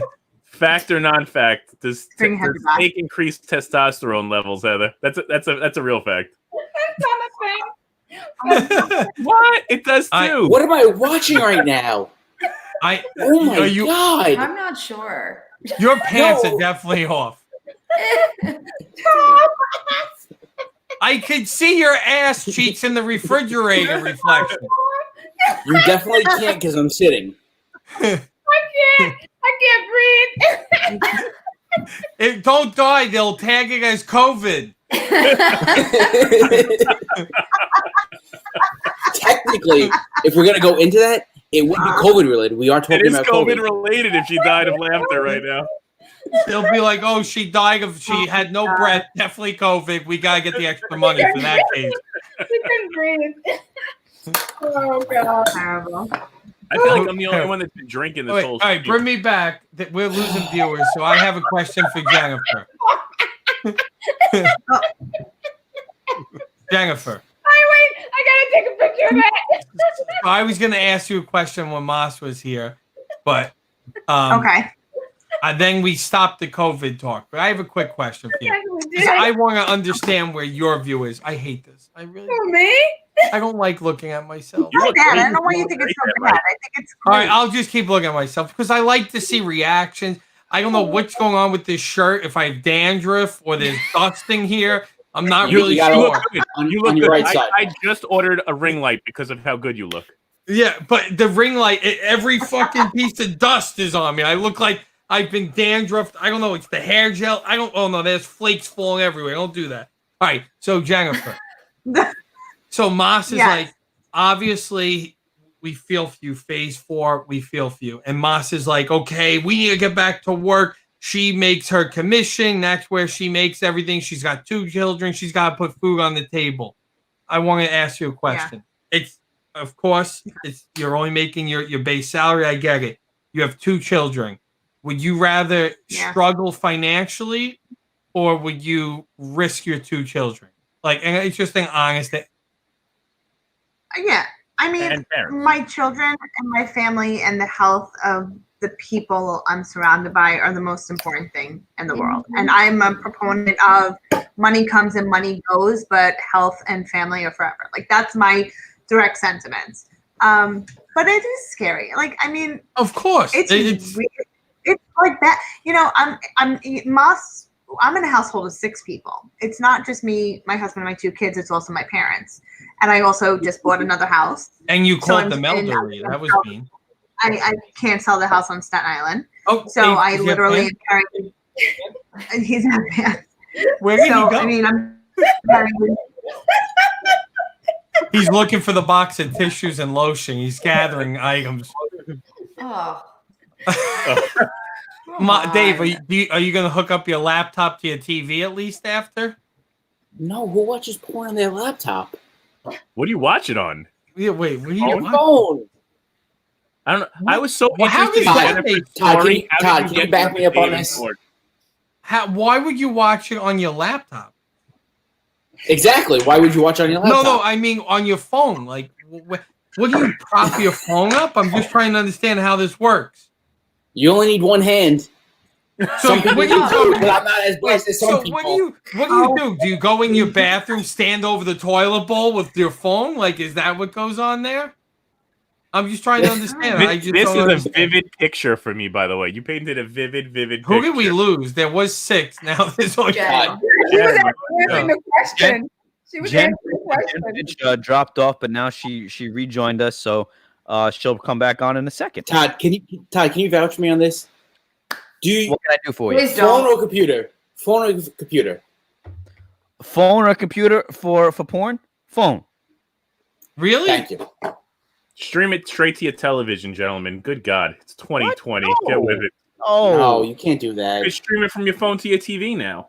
No, Alex, you could. Why are you cringing for? Why are you cringing? I'm just hearing Alex, all this. I'm you just just trying to moved hear in- all of this. You just moved in with Tommy. It's a public Tommy health issue. watches It's a porn. public health issue. Think of it that way.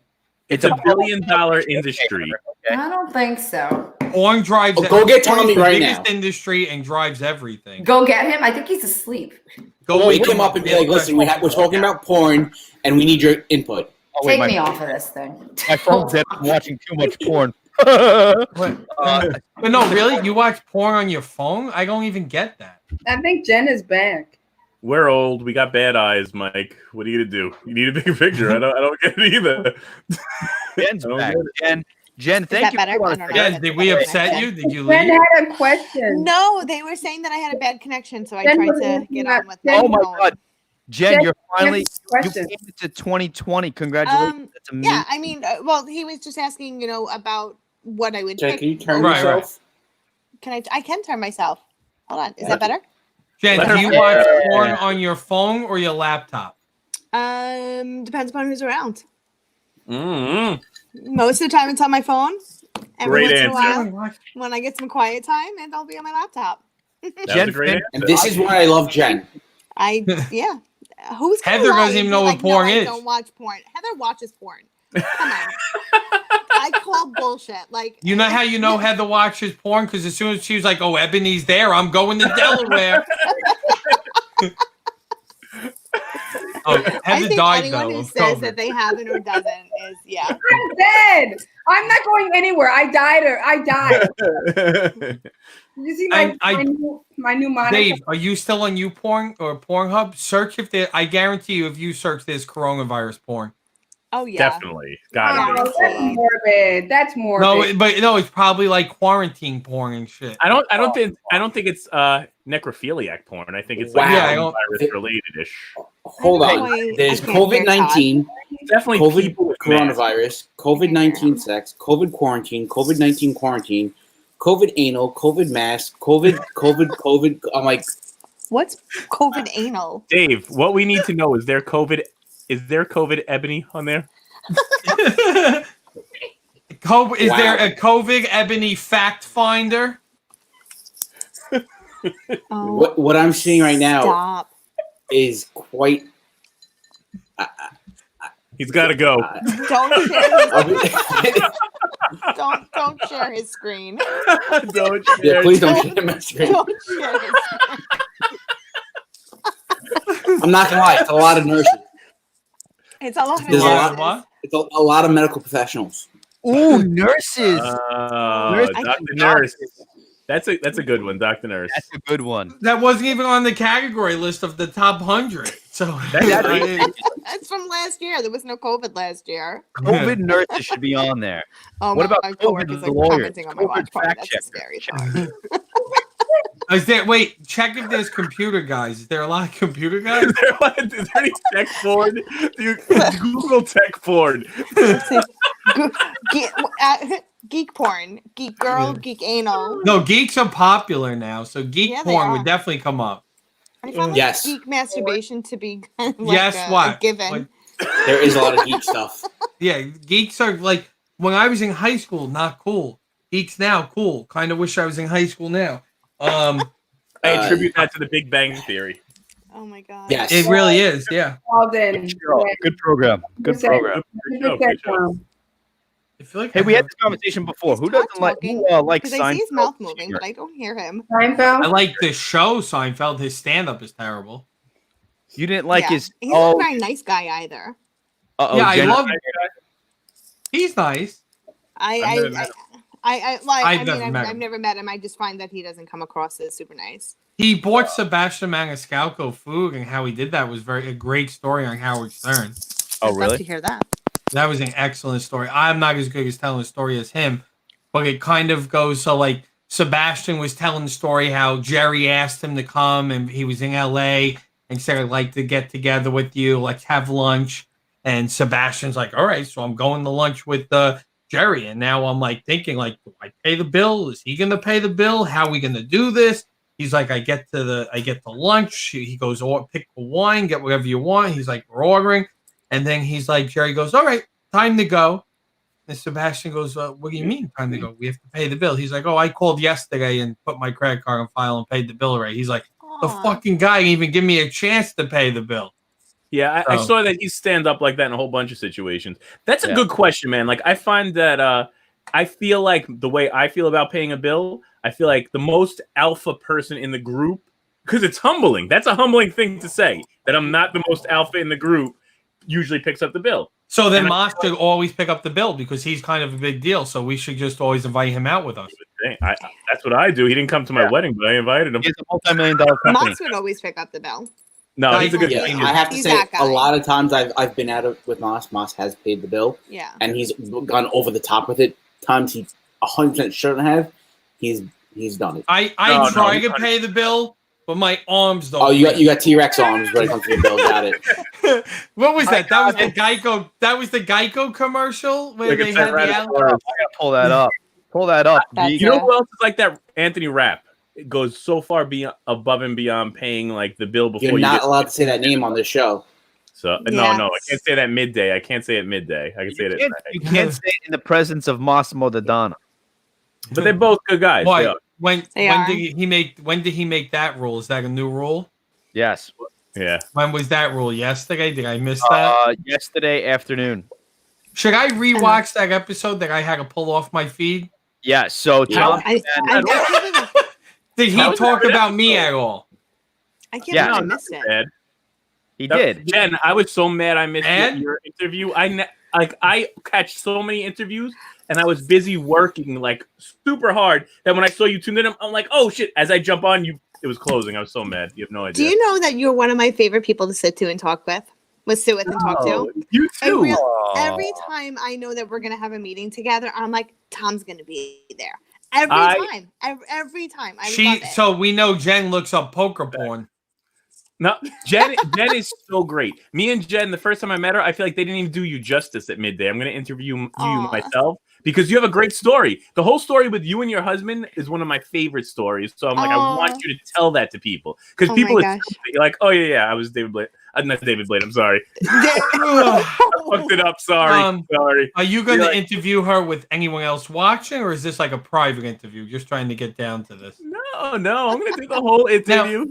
Heather, question for you. If you're a fact checker, is it true that God kills a kitten every time you masturbate? Oh, God. Oh, God, Mike.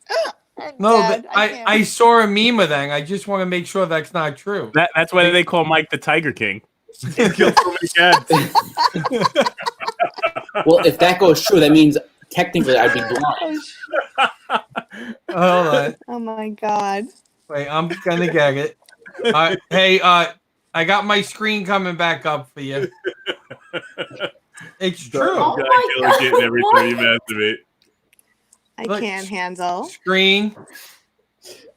Our viewership is increasing, and I know Alex's mom is still tuned in. By the way. Oh no, she just signed off. She said. Look, see, it's a meme. It has to be true, right? If it's a meme, it's true. If it's on the interwebs, it's got to be true. That's what I love. Those things just chasing that poor kitten. All because Dave had to look up steak porn. You made me look it up. It looked funny. Those things look like steaks with legs and arms from STK chasing the kitten. I can't even see. Oh my God. Where? Like, I opened my eyes. Where is Tommy? Did we bring Tommy back? No, Tommy is asleep, but I woke him up to tell him what the topic of conversation was, and he said no, thank you. I went right back to sleep. Yeah, that means I asked he him the doesn't important question. I asked him the important questions though before he rolled back to sleep. All right, phone or laptop? Did you ask him? Have you ever looked up fire truck porn? I guarantee you that's no, I did not. Oh, hold on. Yep, look it up. Look it up. Come on. Wait. Wait, Alex. Yeah. Ready? Now I need to know. Do you have access to his phone and his search history? Do I have access? No. I can tell you how to do that. Technically, technically, yes, I can. Because we have a trust. And I could get into his phone, he could get into mine. So now, would you would you be willing to check his search history, and would you be willing to give him your search history? Because you're a new couple. He can absolutely check my search history, but I wouldn't do it behind his back. I'd be like, you know what that tells me? That tells me that Alex always erases everything after she. Incorrect. Incorrect. You don't have to erase it if you use. You don't have to erase it if you use incognito windows. Guys, we're in a new relationship. We don't need to. Okay. Oh man. My goodness. So on that note, I'm gonna sign off. What? You leaving? I'm leaving. I thought you were a new co-host. We thought you. This is what you got to deal with. To go through search history right now. Oh my God. I honestly, right, I don't wake even... him up and ask if he's okay if you take his phone. And if he says yes, take it. What? You know what? I was before all this happened, before COVID happened. I was on I was doing like a little porno site. No, wait. Oh. And I said, what I want to do is I want to have order food, have a delivery guy come in. When the delivery guy comes, I said, I'll give you $100 tip if we could look at your search history right now. And then I remember you saying can't this. alter it. I think that would be an epic. Because think about it. $100 tip's a good tip, and you don't know me. You don't know what I'm going to do with it. But if we could do it on a live stream, hysterical. I think it could be really funny, or it could be really lame. And I've done it a couple times where I paid people, and I'm like, we'll all chip in money. Let's see what their search history contains. Oh I would do it. Dave is perfect. If Dave would be totally honest with his search history right now to read it off, you're perfect right now. No, he can share his screen. Share your screen. No, but it's a search history. He's been looking. No, but if he's on Google, it's linked. Mike, we've already learned that his search history. More deep frying. You can't go with the first search history. You got to go to history. And we've already learned that Dave only watches porn on his phone, so it won't come up on his computer or whatever is supposed to be on there. This is my phone. That's your phone? Hold on. What do we got in there? Go to history and go to the scroll a little bit. Give us a little bit of a scroll beyond deep fryer. Deeper. Order's home parts. Keep going. You wait, keep box going. of briefs. We're gonna get there. Lux. What is Lux? Wait, go down. What is Lux? We'll go back up. What is Lux? Men's drop off. Is that like a porno? Is that like a hooker or what? No, Dave, it's a It's gonna get good. We're gonna find it. Go nice and easy. Tom, you sound like you're narrating a porn right Black now. Magic Design Video Nice Capture. and easy. Nice Rabbi and easy. costume. Wait. Why is there a rabbi costume? You just offended Bloomy. What's up with the rabbi costume? Now you have to explain it. Oh my God. So Is one that of my like friends, a Partners in Sound DJ event? You're going to show up as a rabbi? No. One of my friends is getting married, and he's having one of our other friends marry them. So, Oh my God. the friend that is getting married is Jewish. So I said, if you have to do it, you're doing it in a rabbi's outfit with a priest collar on. Oh my All God. right, good. Keep scrolling. Keep scrolling. Wait. I have a better one. That's not an iPhone, right? No. This is. All right. Is it? Oh, all right. Yeah. Good. Oh, fuck. So it might. You don't have. Do you have Android Maps? Do you have looking Google up Maps? the spades. I appreciate that. StreamYard. What's that that? one time we left him in the on the midday with Moss by himself. We need to know when. Oh, okay. Go ahead. Come on, DJ Event Planner. Yay. I gotta say. Wait. Why were you looking up Mas the Donger? What? You were looking up Massimo the Donger, it looked like I saw. Oh, it's his Facebook page when I was sharing one of the things. What is that, Howard the Duck? Give it a good push. Give it a good push to flow further back. There you go. Now let's start looking again. Go ahead.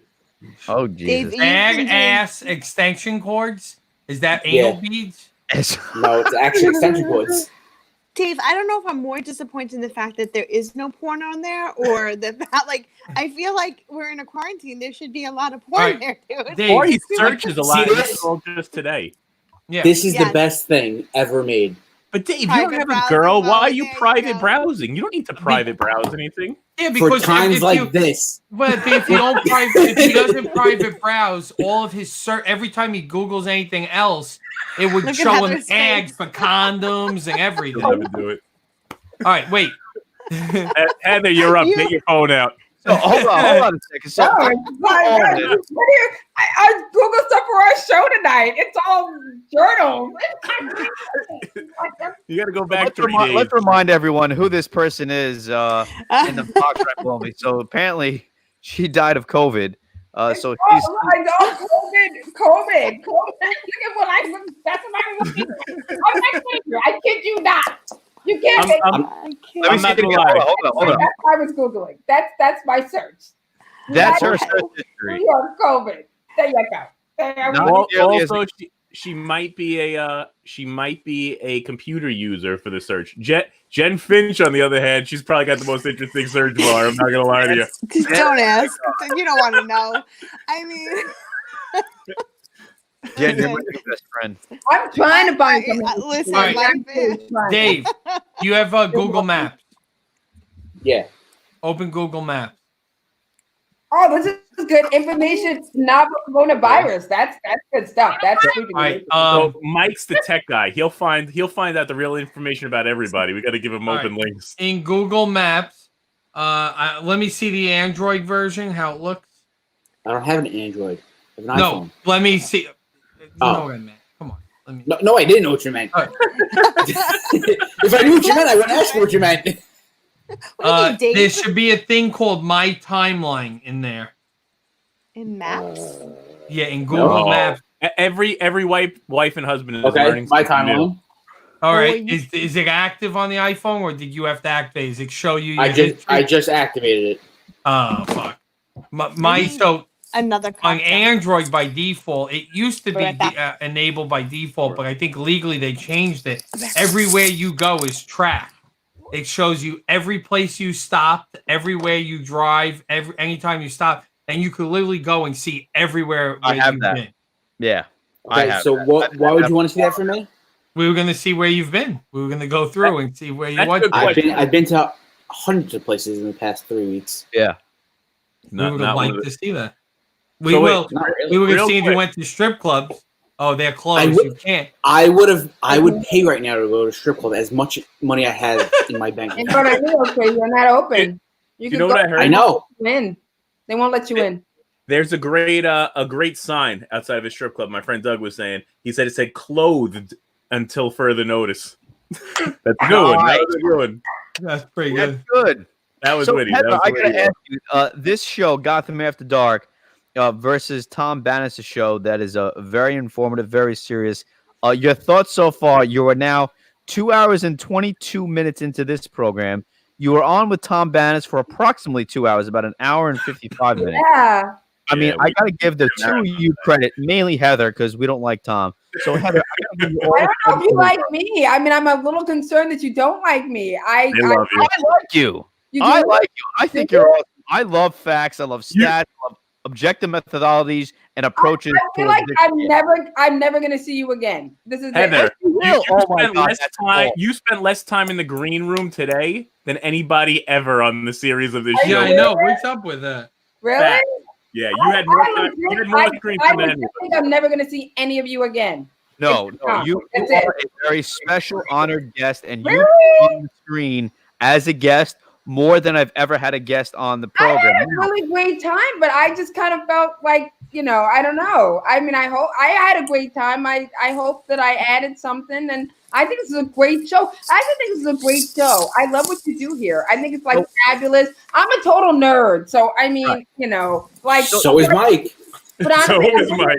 I wouldn't have stayed here if I wasn't having a good time. So I'm a nerd, and so I'm not adding a whole lot of value, maybe, but I'm having a good time and I like it. So Heather, I'm going to give you a little history here, and I'm putting my full screen because I want to give a the praise to who deserves it. So Mike Bloomfield is kind of the pioneer for live television in general. He's been around since the 40s or 30s or whatever. So he started live Facebook streams with his company, Tech Geek. I'd say the first week that we went into quarantine. He's the one that started it. When I saw him doing that, I was like, this is brilliant. This is a great idea. Mm-hmm. So he had me on the show the second or third day. I don't know. He'll tell you the actual day that I came on. And Moss came on the show. And then a couple days in, we said, you know what? Why don't we do this during the day, midday? And midday with Moss was born at 3 o'clock. And then I said, well, how about a late night show? Like we need a show where we can drink and have fun and relax. And that's what this is about. So this was selfishly for Mike, Moss, and myself, who are outgoing, need to talk to people, need to see people and be out there. This was to pass time and to keep ourselves busy. That's what it was. And then we were like, let's see what else this can become. And eventually we had I don't want to call it a following. This just feels wrong to say. But to be fair, we've had people tuning in. If you look at our Facebook analytics and all that bullshit, like the analytics, you're a stats person, right? Yeah, I follow that stuff all the time. I love Facebook analytics. It's data. Love it. And to see the viewership jump from all of our pages and increase in the viewership, all that increase and jump and whatnot. It's great. We just have fun with it. And then this show, the longest we've gone at the show was last week. Dave was a part of it. Tom was a part of it. Thanks. 3 hours and 30 minutes we went live on this program. Okay. And we were talking about nothing from peanut butter and cheese to COVID and when the hell am I going to fucking work again from Moss's camp. And like, we run the gamut and just have a fucking good time. And whether we have one viewer or 1 million viewers, it's the same conversation. And it's just been a lot of fun. So it's just love it. Open banter. And that's all it's been. I want to just say to you that I really appreciate you inviting me on here. Like I really do. And I really enjoyed it. I think it's a wonderful show. And like I said, I wouldn't have like stuck. Oh, I'm alive again. Okay. That's good. Yes, nice. I'm alive again. But I've enjoyed it. I think it's a great show, and I hope I didn't offend anybody or informative. And again, I give credit to Tom for kind of trying to reel us in. Like again, we had the audience today, and I'll be fair with you, Heather. Tom brought in a lot of people tonight. We've never seen that. We've peaked at 60 to 70 people. Okay, max. how many people did you have tonight? And that's when I failed. 150, 160. Yeah, we is that a lot? One it was all me. It was all me. We peaked at 160. Oh, really? Yeah. That's a lot. Now, to be fair, the analytics says our best show reach by views was 7,000 plus on a Gotham After Dark back in March. So back in March, we had a 7,000 plus reach. Oh my God.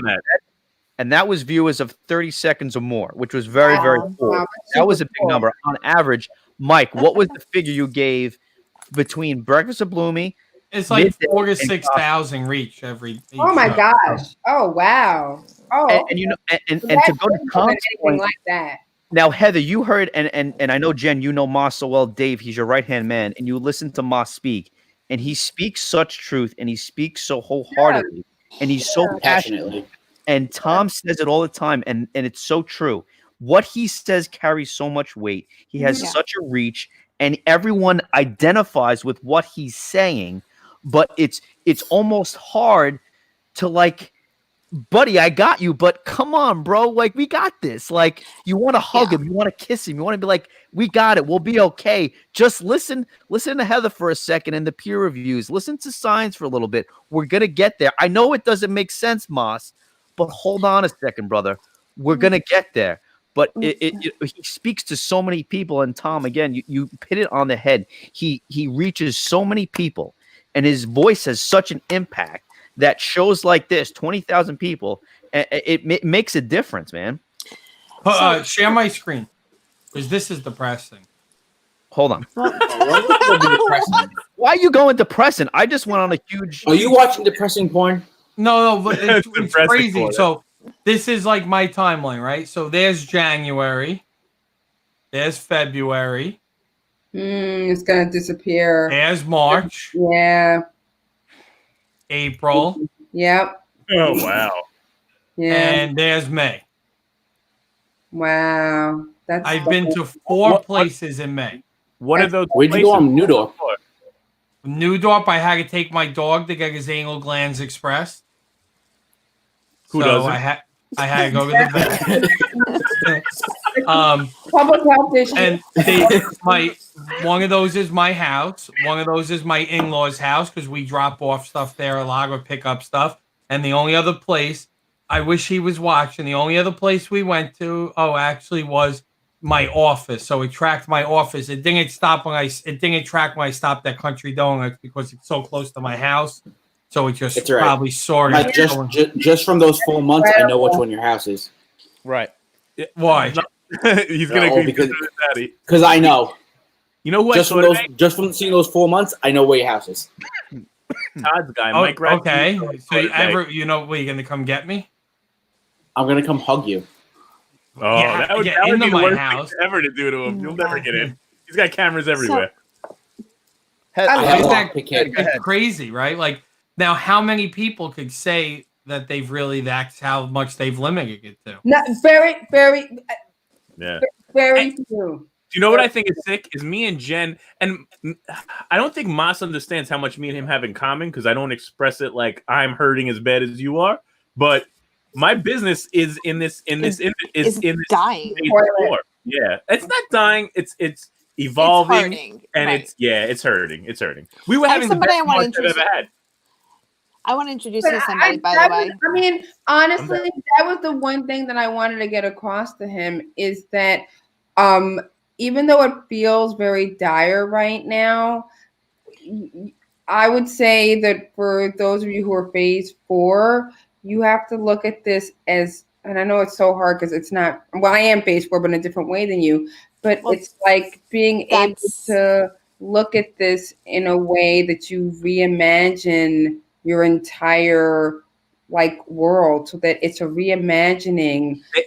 Listen, I'm going to be really honest with you. Education is going to be, I mean, let me tell you something. There's going to be a lot of educators that are going to lose their jobs because we're not going back to how we were when we had classrooms where people are within a foot of each other and sitting in little desks and so forth. So as an educator, I know potentially I could be one of those people. I certainly hope not, but I'm going to have to think about a new way to educate young people because we're not going back to how we were. We're just not. Everybody breaks my balls a lot. Everybody breaks my balls a lot, but I said that's my next cast because I do a lot of casts, but it's going to be strictly phase 4 people. So I only want to have people that are in my boat. Right. We're not going back. So here's my take. This is my sentiments on Moss because Moss is a lot. Moss is heavy, and Moss is his sentiments come from the best place possible. His heart. Moss carries the weight of his company. The people in his company, Moss's concerns about going back, as much as they're about him, 90% of it is about the team of people that he puts on. And, you can reimagine, and you can think about reimagining what classrooms look like. You could think about reimagining how business is conducted in certain ways, but it's really hard to sit back as a DJ or as a performer and reimagine what that looks like. And how to take it to the next level. And you can get as many DJs playing on Facebook as you want to have playing on Facebook. At the end of the day, these are people who some of them will never go back to work doing what they do. And some of them don't know anything else. And the problem is that most people look at their industry, not specifically their industry, gig worker industry, and they're like, whatever, they could go do this. They could go do that and fail to realize that these people, this is their job. This is what they do. I think performing, and I just think that he feels very deeply that his portion and our portion of the industry are not being taken seriously enough when it comes to, nobody's talking about how the DJs are going to come back. Nobody's talking about how that wedding venues that host 400, 500, 600 people at a time are going to be able to come back and perform. And all right, so great. I'll just tell somebody you should wait for your wedding. No problem. But now you can have your wedding, but you're only allowed to have 50 people. Nobody's talking about the big money. We're in $1 million business that I'm in, multi-million-dollar business on an annual basis. I have reimagined and I have moved over 300 events in the systems and found homes for new people and worked with people from corporate to baby showers to weddings to communions. And at the end of the day, it's all in hope. And I just feel like Moss is one of these guys who puts his hand in his pocket and reaches as deep as he needs to for everybody else to make things work for them. And it just doesn't, in an odd way, it's not reciprocated. It just feels like everyone's like, it's all right. Weddings will be just fine. Let's make sure that restaurants and small businesses, and it's like, well, what about the 25, 30 guys that I hire and work for a company? What about the 60-man team that rigs for us? What about the guys who drive the trucks? Like, I just feel like he's concerned that we're not going to get our fair shake when it comes to the time, like, for us to look at it. And I agree with you. A lot of 100%. phase 4 people are people who work paycheck to paycheck, you know what I'm saying? Like, these are people who are, and my biggest thing is there's a lot of young people in our industry. There's so many young professionals up and coming. And if this bangs out this industry, there's no future. And There's Jen, nobody to grow to become the next Massimo Dodana and the next Dave. I mean, there's not these people because they're scared. I'd rather be a sanitation worker. But even beyond that, talent and fiscal responsibility are totally scaled like this. The more talented, the lower the fiscal responsibility, and vice versa. So the guys that were smart enough to save aren't the guys that have the super talent.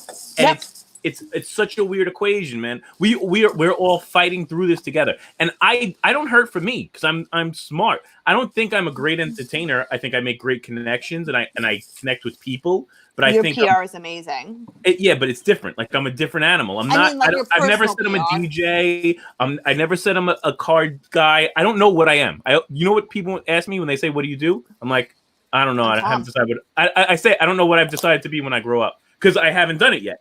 But I adapt and I try to adapt. But that makes me different than a lot of other people. I have over 100 people on my staff. I'm lucky that a good portion of those guys have a day gig. The guys that don't, I'm worried about. I take text messages and calls all the time. And I'm like, are you okay? Are you getting through it? Yeah. Like, me and my brother are here for you. Whatever I have, you have. I was lucky enough, and this is super, like, I don't do this on my cast either, but I was lucky enough that I just got unemployment yesterday. It released. Yeah. Fucking crazy. And it went back pay, right? Yeah, but it missed a couple weeks, this and that. I'm not stupid with my money. I missed all of it. My business was good. You missed all of it? You should be able to get back on it. So the way it works for me is that, so because I'm a commissioned employee, the majority of my money does come from commissions. And then I have hourly work too, because we have office coverage and we have time in. So right now I'm part-time. And with my part-time base salary, it puts me in a position where I'm well below the means to not be able to collect unemployment. So I was able to apply for unemployment, and I'm getting partial unemployment right now to help compensate for the money that is missing because I'm at such a deficit from where I should be and where I would normally be that I'm considered unemployed at this point. And it took me 6 weeks, and I was put on a waiting week. Not that I was not denied, but I had 4 weeks that made up for the waiting week. And then I wound up getting paid yesterday for the first time. But because the past 4 weeks were considered a waiting week, I get no back pay for those 4 weeks. So I don't get paid at all for it. You're in a worse position than me. I, as a business owner, didn't get anything. They said I would totally be denied. So I got totally denied. Then they're like, oh, you'll still get the PP. The PUA. Yeah. There's 3, PUA and PUA and PUC. So now what happened was they denied it. Don't be totally disheartened because I thought I wasn't getting anything. Then it kicked in 2 days ago that I got something, and something came in, but it was a really low number. And I'm like, whatever. I took like an 80% pay cut on all of that. But it is what it is. Like I said before, I'm blessed. Something is better than nothing. And I'm in a blessed position. I'm not stupid. Like I've never lived beyond my means. I've always had we have enough money to pay our bills for X amount of time. This is realer than I'll ever be, by the way. Like, this is the only thing that I would ever edit out because I'm being honest, like totally honest. So now, and I don't want to be doom and gloom either. Like I'm very positive. But so I received that. So I'm like, you know what? It is what it is. Whatever it is, we're gonna make it work. I wasn't starving. I'm concerned about the people that are starving. Other guys that might make as much money as me on my team will spend it faster. They'll if they get $1, they'll spend $2. And that's who Moss is concerned about. You have to be concerned about that guy because that guy is not in the position where he has a car that's more expensive than he could get. He has a bigger house than he should be buying. He has this, he has that. And then you get stuck that guy doesn't even know how to apply for the right right things. And now you're trying to help them through it. And my thing is, I need to help them, but I think Moss doesn't realize how powerful his words resonate. And that's why, like, when we talk, I don't break his balls. Like, he sometimes he feels like I'm breaking his balls, but I'm like, I feel for him because I feel like I am in the same position. But I also realize I resonate so heavy in public that you have to be careful how you put yourself out there a little bit. Yeah. People don't make bright decisions on their own a lot of the times, right?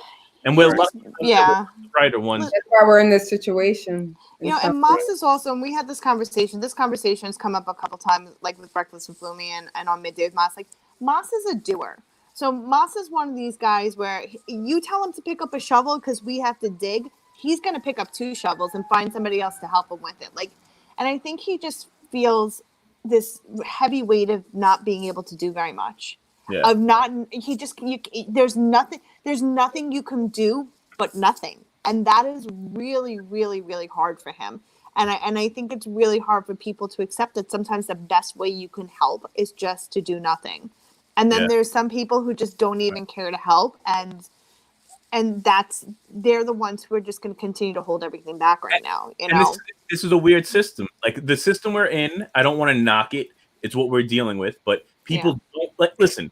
The people that had unemployment, I've never been available to unemployment. My whole life, I had somebody. So, like, I didn't get nothing. So I didn't expect anything. The people that got it right away were the people that were on it already. Plus, they get that plus 600. What makes you want to get a job after you're getting that? Well, that's my concerns with the new bill that's going to come out. So now the Democrats, not to make it political, but it is the Democratic bill that's coming, right? They're going to put together this bill and they're going to extend this $600 now until January. Now, what is there to motivate the workforce to come back together? I think it should be phase 3 and phase 4 employees only that are entitled to the that. The law is motivating. The fact is, once someone tells someone that it's time to report back to work, you can't go, nah, I want my 1,100. Yeah, but I'm not. As soon as a business owner says, I need you back to work, and you deny it, legally they're obligated to tell the city, I've offered the job back. They denied it. Now they're no longer eligible for unemployment. That's under the assumption that the same job is going to offer them their position back. Yeah, I'm dead down the middle on this, apolitical, and I know for a fact, people know how to work a system. Some people work a system better than others, and somebody like me, you could ask all my employees, they break my balls about it, but I don't offer a job. I offer an opportunity because I can't afford to offer you a job. I can't pay all your bills. Moss does, and God bless him, all those guys are W-2s. Most of my guys are 1099s. So I'm like, and that's a big difference. There is a huge gap there. So now that guy that's 1099ing doesn't have to clean shit. He could, but now under this weird provision, he might make more without me than with me. Yeah. So now he doesn't need me. He's going to say, no, thanks, I'm off. So now how do I, and this is it's a constant change and evolution of what's going on around us. And Jen's going to have that same problem. Her waiters and waitresses might make more money with unemployment and pandemic insurance than being on staff. So not even that. How do I know that because I'm phase 3 or phase 4 that these people are going to want to wait to get to phase 3 or phase 4? Let's talk about phase 3 and phase 4 not having any base for hiring now. Let's talk about the fact that you can make the same amount of money in New York State as a base level employee, $15 an hour, as you can make as a waiter. So you can either fold shirts at Primark or you can carry 40-pound trays across the room. But that's already been an issue. That goes back to Moss's point, which is if we don't think about this in sort of like a holistic way where we're not only thinking about ourselves but others, right. The waiter or the waitress who's thinking to themselves, I'll collect unemployment for the next 6 months, that business is not going to be able to survive because there'll be nobody there to actually be part of the business, and then there'll be no job for them to go back to in 7 months. And so this is the fear of this that's is the the fear. problem. This is the fear that phase 3 and phase 4 businesses should be looking at right now, is not Absolutely. only when they open up, but when they actually open up, what kind of support is there? Not just from the government, not from the staff, but how do you restaff yourself? I mean, Ma said it. What if every line cook who is making $16 an hour is like, F this, I can go work at Walmart for the same amount of money, half the amount of hours, get benefits, and call it a day. Or you want to hear the crazier part? Correct. Now, we were talking earlier on my cast. Heather was saying that they can make, as a contact tracer, $60,000 plus a year. Yes. I told my brother. And New York is. I mean, I kind of wanted to say that to Moss, like some other opportunities, but as a contact tracer, this is how. By the way, how you know how long this is going to go on, because New York is hiring, not hourly wages, not volunteer. They are hiring contact tracers, and they're hiring 1,000 of them minimum, probably more than that. And the average wage is $62,000 a year, and that's full benefits and everything. So if you could get a job as a contact tracer making $62,000 a year, as opposed and anybody could do it with no background. You need a high school diploma. It's a 5-hour course at Columbia University. And you know what? And listen, it's great for people that need it and they need to feed their kids and pay and take care of their parents. But the person in the middle is me, Moss, you, whoever is in this phase 4 business that runs a business that needs great people. That I can't afford to give you $60,000 a year to wait, and I can't afford to lose you when we come back, because you're like I said, talent and fiscal responsibility very variant. And we're trapped in a weird equation. And he makes a great point. He's not able to orate it to the point where it's like, we need to talk to an assemblyman. We need to do this. And he made a lot of great points, actually. He's got great points. It's just sometimes getting it out of his face with the right way is hard for him. He had a lot of great points. I think he just sounded very frustrated, which I don't blame him for. And I think he felt very much like, I've done things a certain way, and now I feel like I'm not going to be able to do those things that kind of a way. And he's absolutely right. And so I think he probably has frustration and anger and like feeling like things are not going to be the way they were. And he's absolutely right. I mean, it's not wrong about any of what he said. I think his main issue is, that like you sit there and you watch your business strip down to like the most minimal bare bones employment that you can possibly handle. You're hanging on for dear life. And then you have people come to you, and when they come to you, they want answers that you don't have. Right. They want information that you don't have. And your lack of information and your lack of understanding of the situation is ultimately losing you business that will eventually allow you to recreate yourself in whatever form you need to. Right. Like if you go from we were talking about, so deposits are a big thing in our industry right now, specifically, right? People book events, they have to put a deposit down. People book a DJ, they have to put a deposit down. Now events are canceling, events are changing. Some people, you can't hold it against them that they're choosing to cancel, because that's just life right now, and we get it. There has to be some understanding on the part of some businesses, but we're talking massive financial liquidations, huge liquidations. I mean, for a small business that it doesn't have a lot of capital, right? That doesn't have a lot of liquid cash flow because they pay their bills. They have W-2 workers. They have overhead. They have trucks that, and now you have $50,000 worth of deposits and requests. That's enough to shut down a business. Yeah. That's enough to bankrupt a business.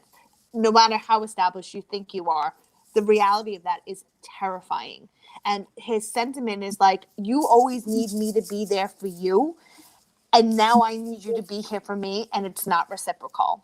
Right. And if you know him, you know that is very, very true. And you don't know him and his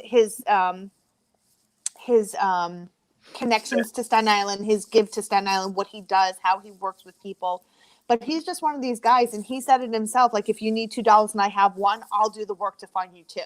And it's just I believe that, I totally believe that, but like his misassumption, which believe me, I have it too, and Tom can tell you about like just how I orient.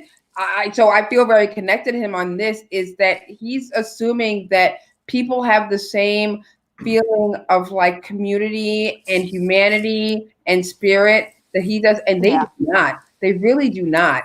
And unfortunately, when the rubber hits the road with most people, they go in the other direction. And I think, unfortunately, COVID-19 has shown, and Tom and I talk about this all the time. Yeah, we talk about it all the time, that how COVID-19 has just made people extra. So if you were a nice person before, you are a million times nicer. If you were not a nice person, you're a million times not nicer. If you were a giving person before, you're a million times more giving. And it sounds to me like he is a very giving person, a very kind person, a very generous person. So he's that times 100, but he's dealing with people who were not like that before, and now they're 100 times the opposite direction. And he's saying, but I was gonna give to you anyway. And other people look at him and say, but I was never gonna give to you before this, so now why would I give to you after? And I think that's why, I mean, to me, again, I don't know him, I just saw him, but I see him honestly as a genuinely kind person.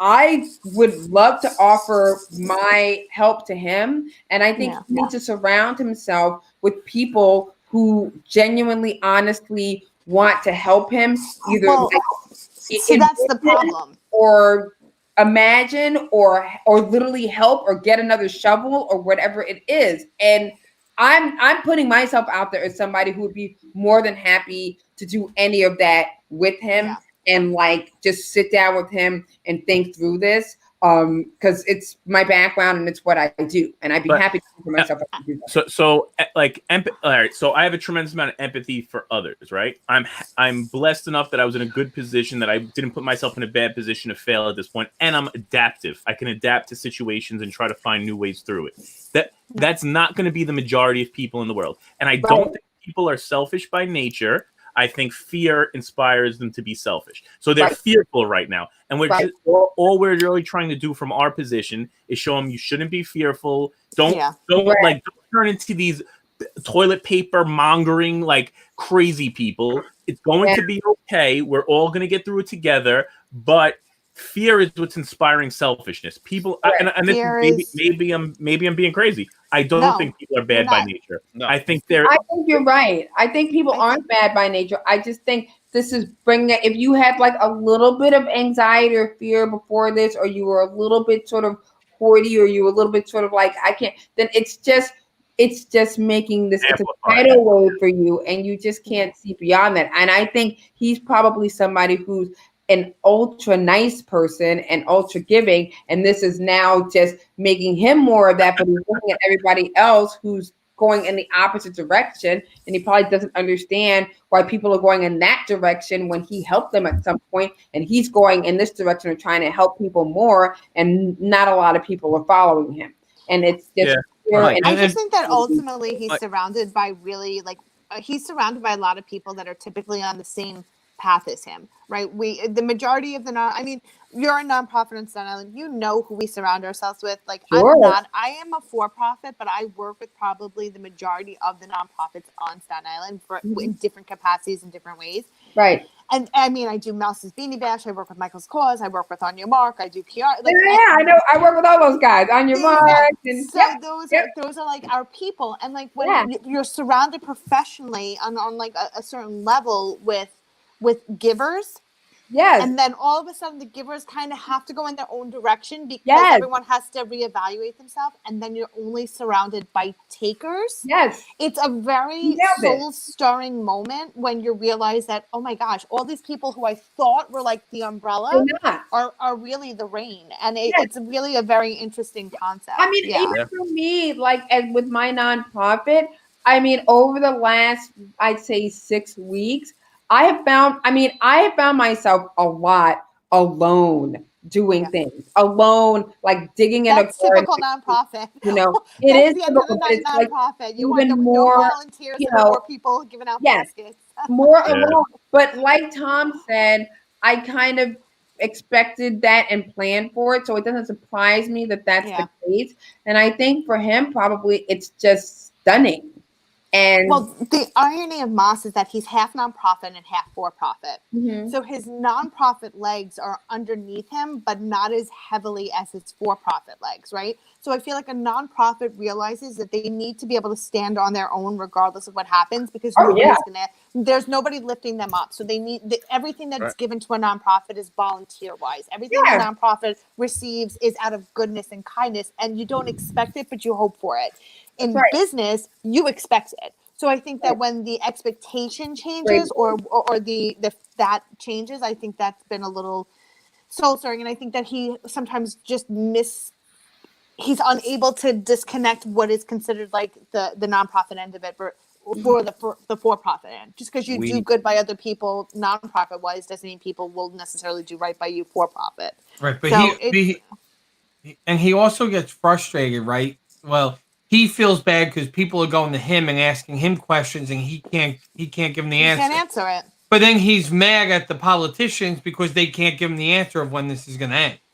So I think it feels like the politicians get on TV and they have a lot to say, but they say nothing. Right? They say a lot, but the important stuff that for him, the important stuff, the things he wants to hear, doesn't come out of their mouth. The facts come out, but the facts do not give him the answers that he's looking for. Listen, I feel the same way sometimes. I listen to Cuomo talk and I'm like, okay, give me a date. Give me something. He can't give you a date because there's no date. And I can accept that. I can accept that. Maybe that's a date. It's not a date for any of us. I can give you a date right now. May 15th. There you go. There's a date. And good luck to the people in Finger Lakes, because bravo, they got a date. It doesn't help us. Well, and part of that I think makes it even worse. I think just for human nature, they got something that you don't get. So now you're sitting back watching people on May 15th, and they're going to start going, or they're in Jersey and they're opening parks, and who's going out to restaurants, and France is opening schools, and we're like, we'll just sit here and wait. We'll just sit here and wait till everyone thinks it's okay for us to do it. And it doesn't matter how many analytics get pounded into your head and how many details and numbers. Right. Human nature, you want what you don't have. Yeah. We all want this right now. So but even the people at home want this. I don't enjoy this. I want this more than anybody, but I understand you want it that safely. I want it safely so it doesn't happen again. Correct. But we also have to focus silver lining. Listen, there's a lot of people, a lot of us out there, and I'm included in that lot, that aren't in a good place at the moment. But there is a lot of good to be seen in the moment. Like we get more time with our families. Your kids will never see you more than now, Jen. Your parents, and your kids, you get them all together. I love it. I was asked on an interview earlier today, like the cast before my cast before this cast, and he was like, as soon as quarantine's over, what are you gonna do? I'm like, you know what? My most honest answer is I want to hug my parents, because my parents, the only time I've ever seen them, I drop food and medicine on their doors, and they're in Pennsylvania now. And my father, like, he's been around long enough that he's never seen this happen, and it's frustrating. And he's like, I can't believe I can't like give you a kiss on the cheek, and that kills him. And I'm like, I'm trying to do it for him and for my mother. So now I want to hug them, and I want to travel again. I love traveling, and I love them, but it's selfish of me to give him that kiss on the cheek because I'm still exposing. And like, I think between Moss and Bloomy, I'm very in between. Like, I still see people, and I'll go out and do things that I have to do. But I believe in Bloomy's take, and like, I have to stay home to protect me and mine, and stay away from my most loved ones to protect them. And try to make sure I could lock. It's so weird, man. We're in such a bad position, like as a unity, but we need to unite, and we can't be blue and red. We can't be black and white. We can't be like, you can't be rich or poor at this moment. You just have to be a team. We all need to be together. Right. And like my wife's grandmother is in the hospital in critical condition. My wife wants nothing more than going to not only to see her grandmother, but even just going to see her mom and hug her, and she can't do it. And my wife says, I can't do it. She was in the hospital to go visit her, with everything going on with the kids. I can't risk now. What if she has something and bring it home to my kids? She wants nothing more. I get it. It's terrible. So this is a non-COVID related death. being a potential death because she is critical, but maybe we'll get lucky. Look, we don't know if it's lucky because if she survives for 3 months but has to live in hospice in a home, is that a way of life, a quality of life? And right. So we don't. Who knows what do you want to pray for? Do you pray it happens now? Do you pray it happens 6 months from now so we get a chance that she can say goodbye to her properly? Right. But she's in pain for 6 months, so it's just like this terrible decision. And like, what do you want? But it's not COVID related, but it's affected by COVID. Yeah, and, but everything is affected by COVID. And like even like, and I tell Mas this, and he knows because we've had conversations off the air. Is yes, my business is open, but my business has also taken a huge hit. Right, of course. Right, yeah. How can anyone assume my not? accounts receivable? I'm helping businesses because I can't just stop helping them. But if they don't have the money to pay me, I can't get paid right now. We do a ton of project work. We do theaters. We do all that. Stop. That whole division of the business stop. You know? Right. So it affects everybody. Now, does it affect me like Mas? No. Mas is in a much different place. It's a different business. And he has a lot more employees than I do, right? I have 8.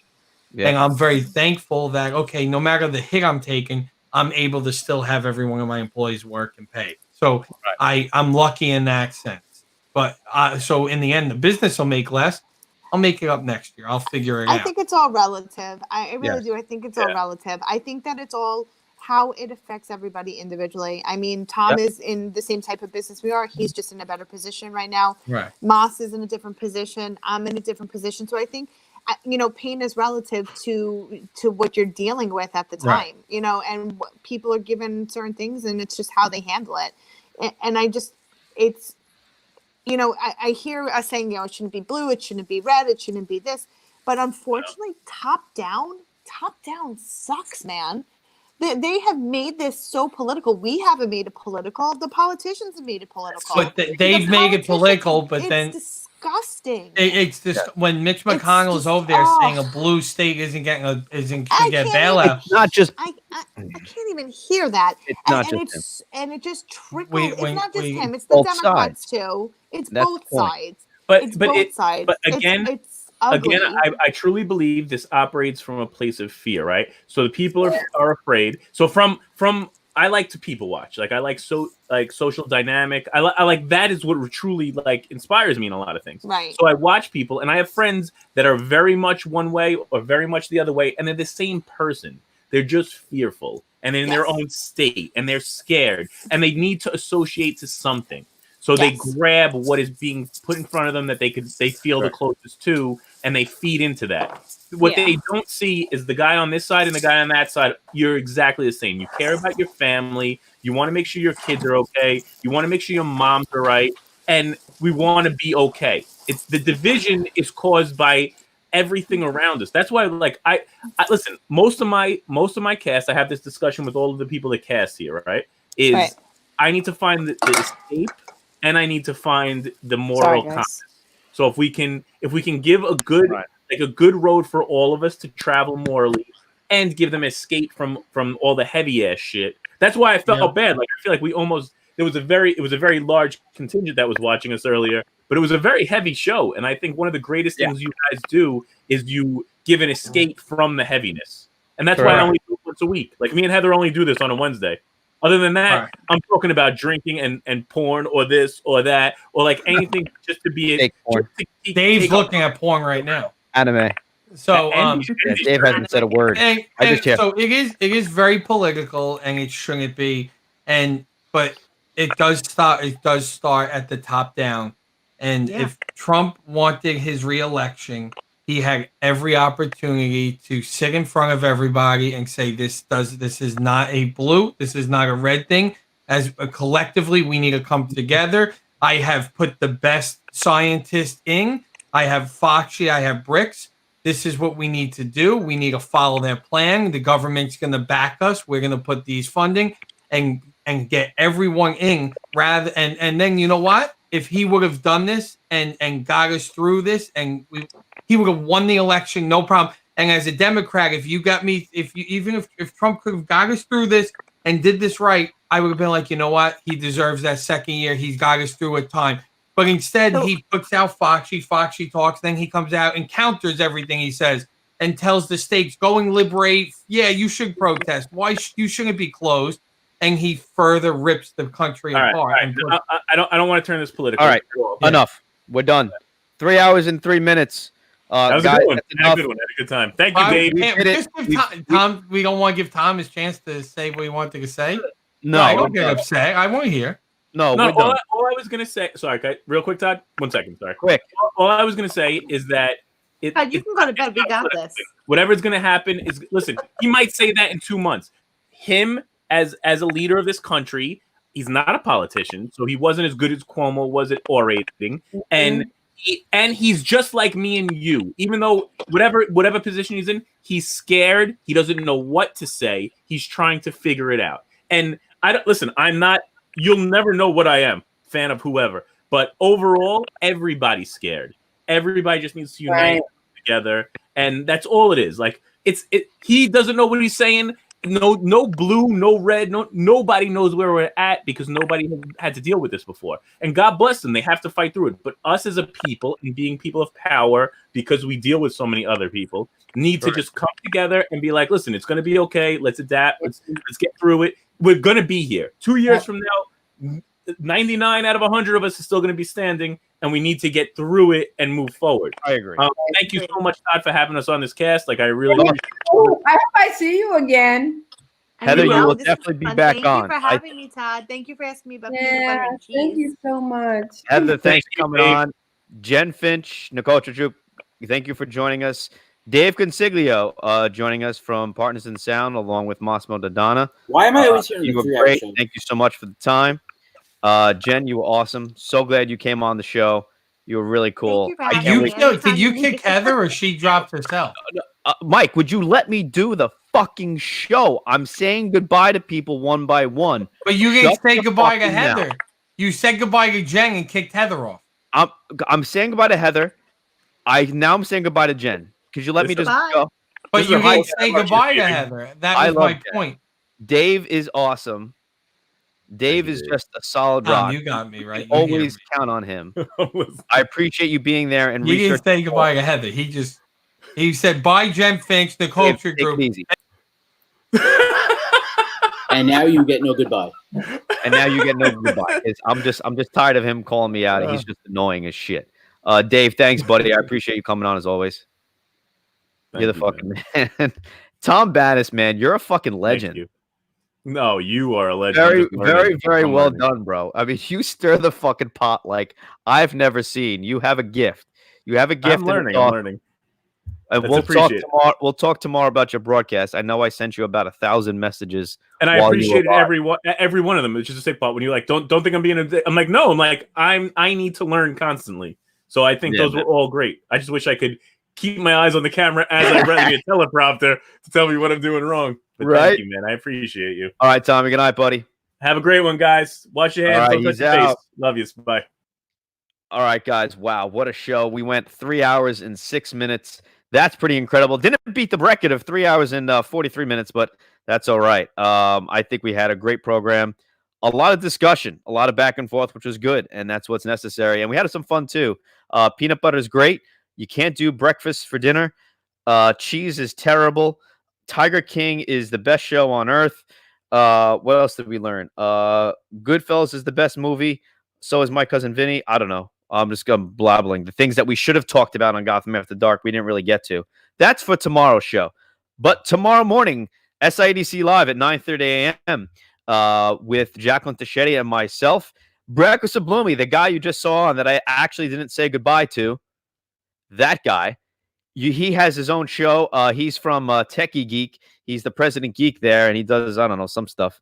JMT Media, Jacqueline Tekaranti, Community Corner. She's on Friday morning, 2 p.m., live from Rabs, Frank Wilkinson, from Rabs Country Lanes, although a quiet Rabs Country Lanes. Definitely recommend you tune in. He had freaking, who was it? Figueroa. He had Nelson Figueroa on from a former Met, which was freaking awesome. Former SNY guy. He contributes to MLB Network now. Midday with Massimo Dodonna is going to wake up bright-eyed, bushy-tailed. He's going to be happy as a pig in shit, and he's going to be smiling. He's going to be smiling and shaking that ass, just like you do with DJs. Midday at Moss is at 3. Tomorrow night, my business partner, Michael Graziuso, will carry you through Gotham After Dark, the Thursday version. So it should be a good day tomorrow. It's a Thursday. It's a new day. It's a brighter day. We appreciate everyone being on here. I mean, this was a lot of fun. A lot happened this show. I can't even recap everything that went on. But anyway, tomorrow morning, we start at 9:30 a.m. SIEDC Live. I'm Top of Owner, Gotham Trinity Productions. Have a good night.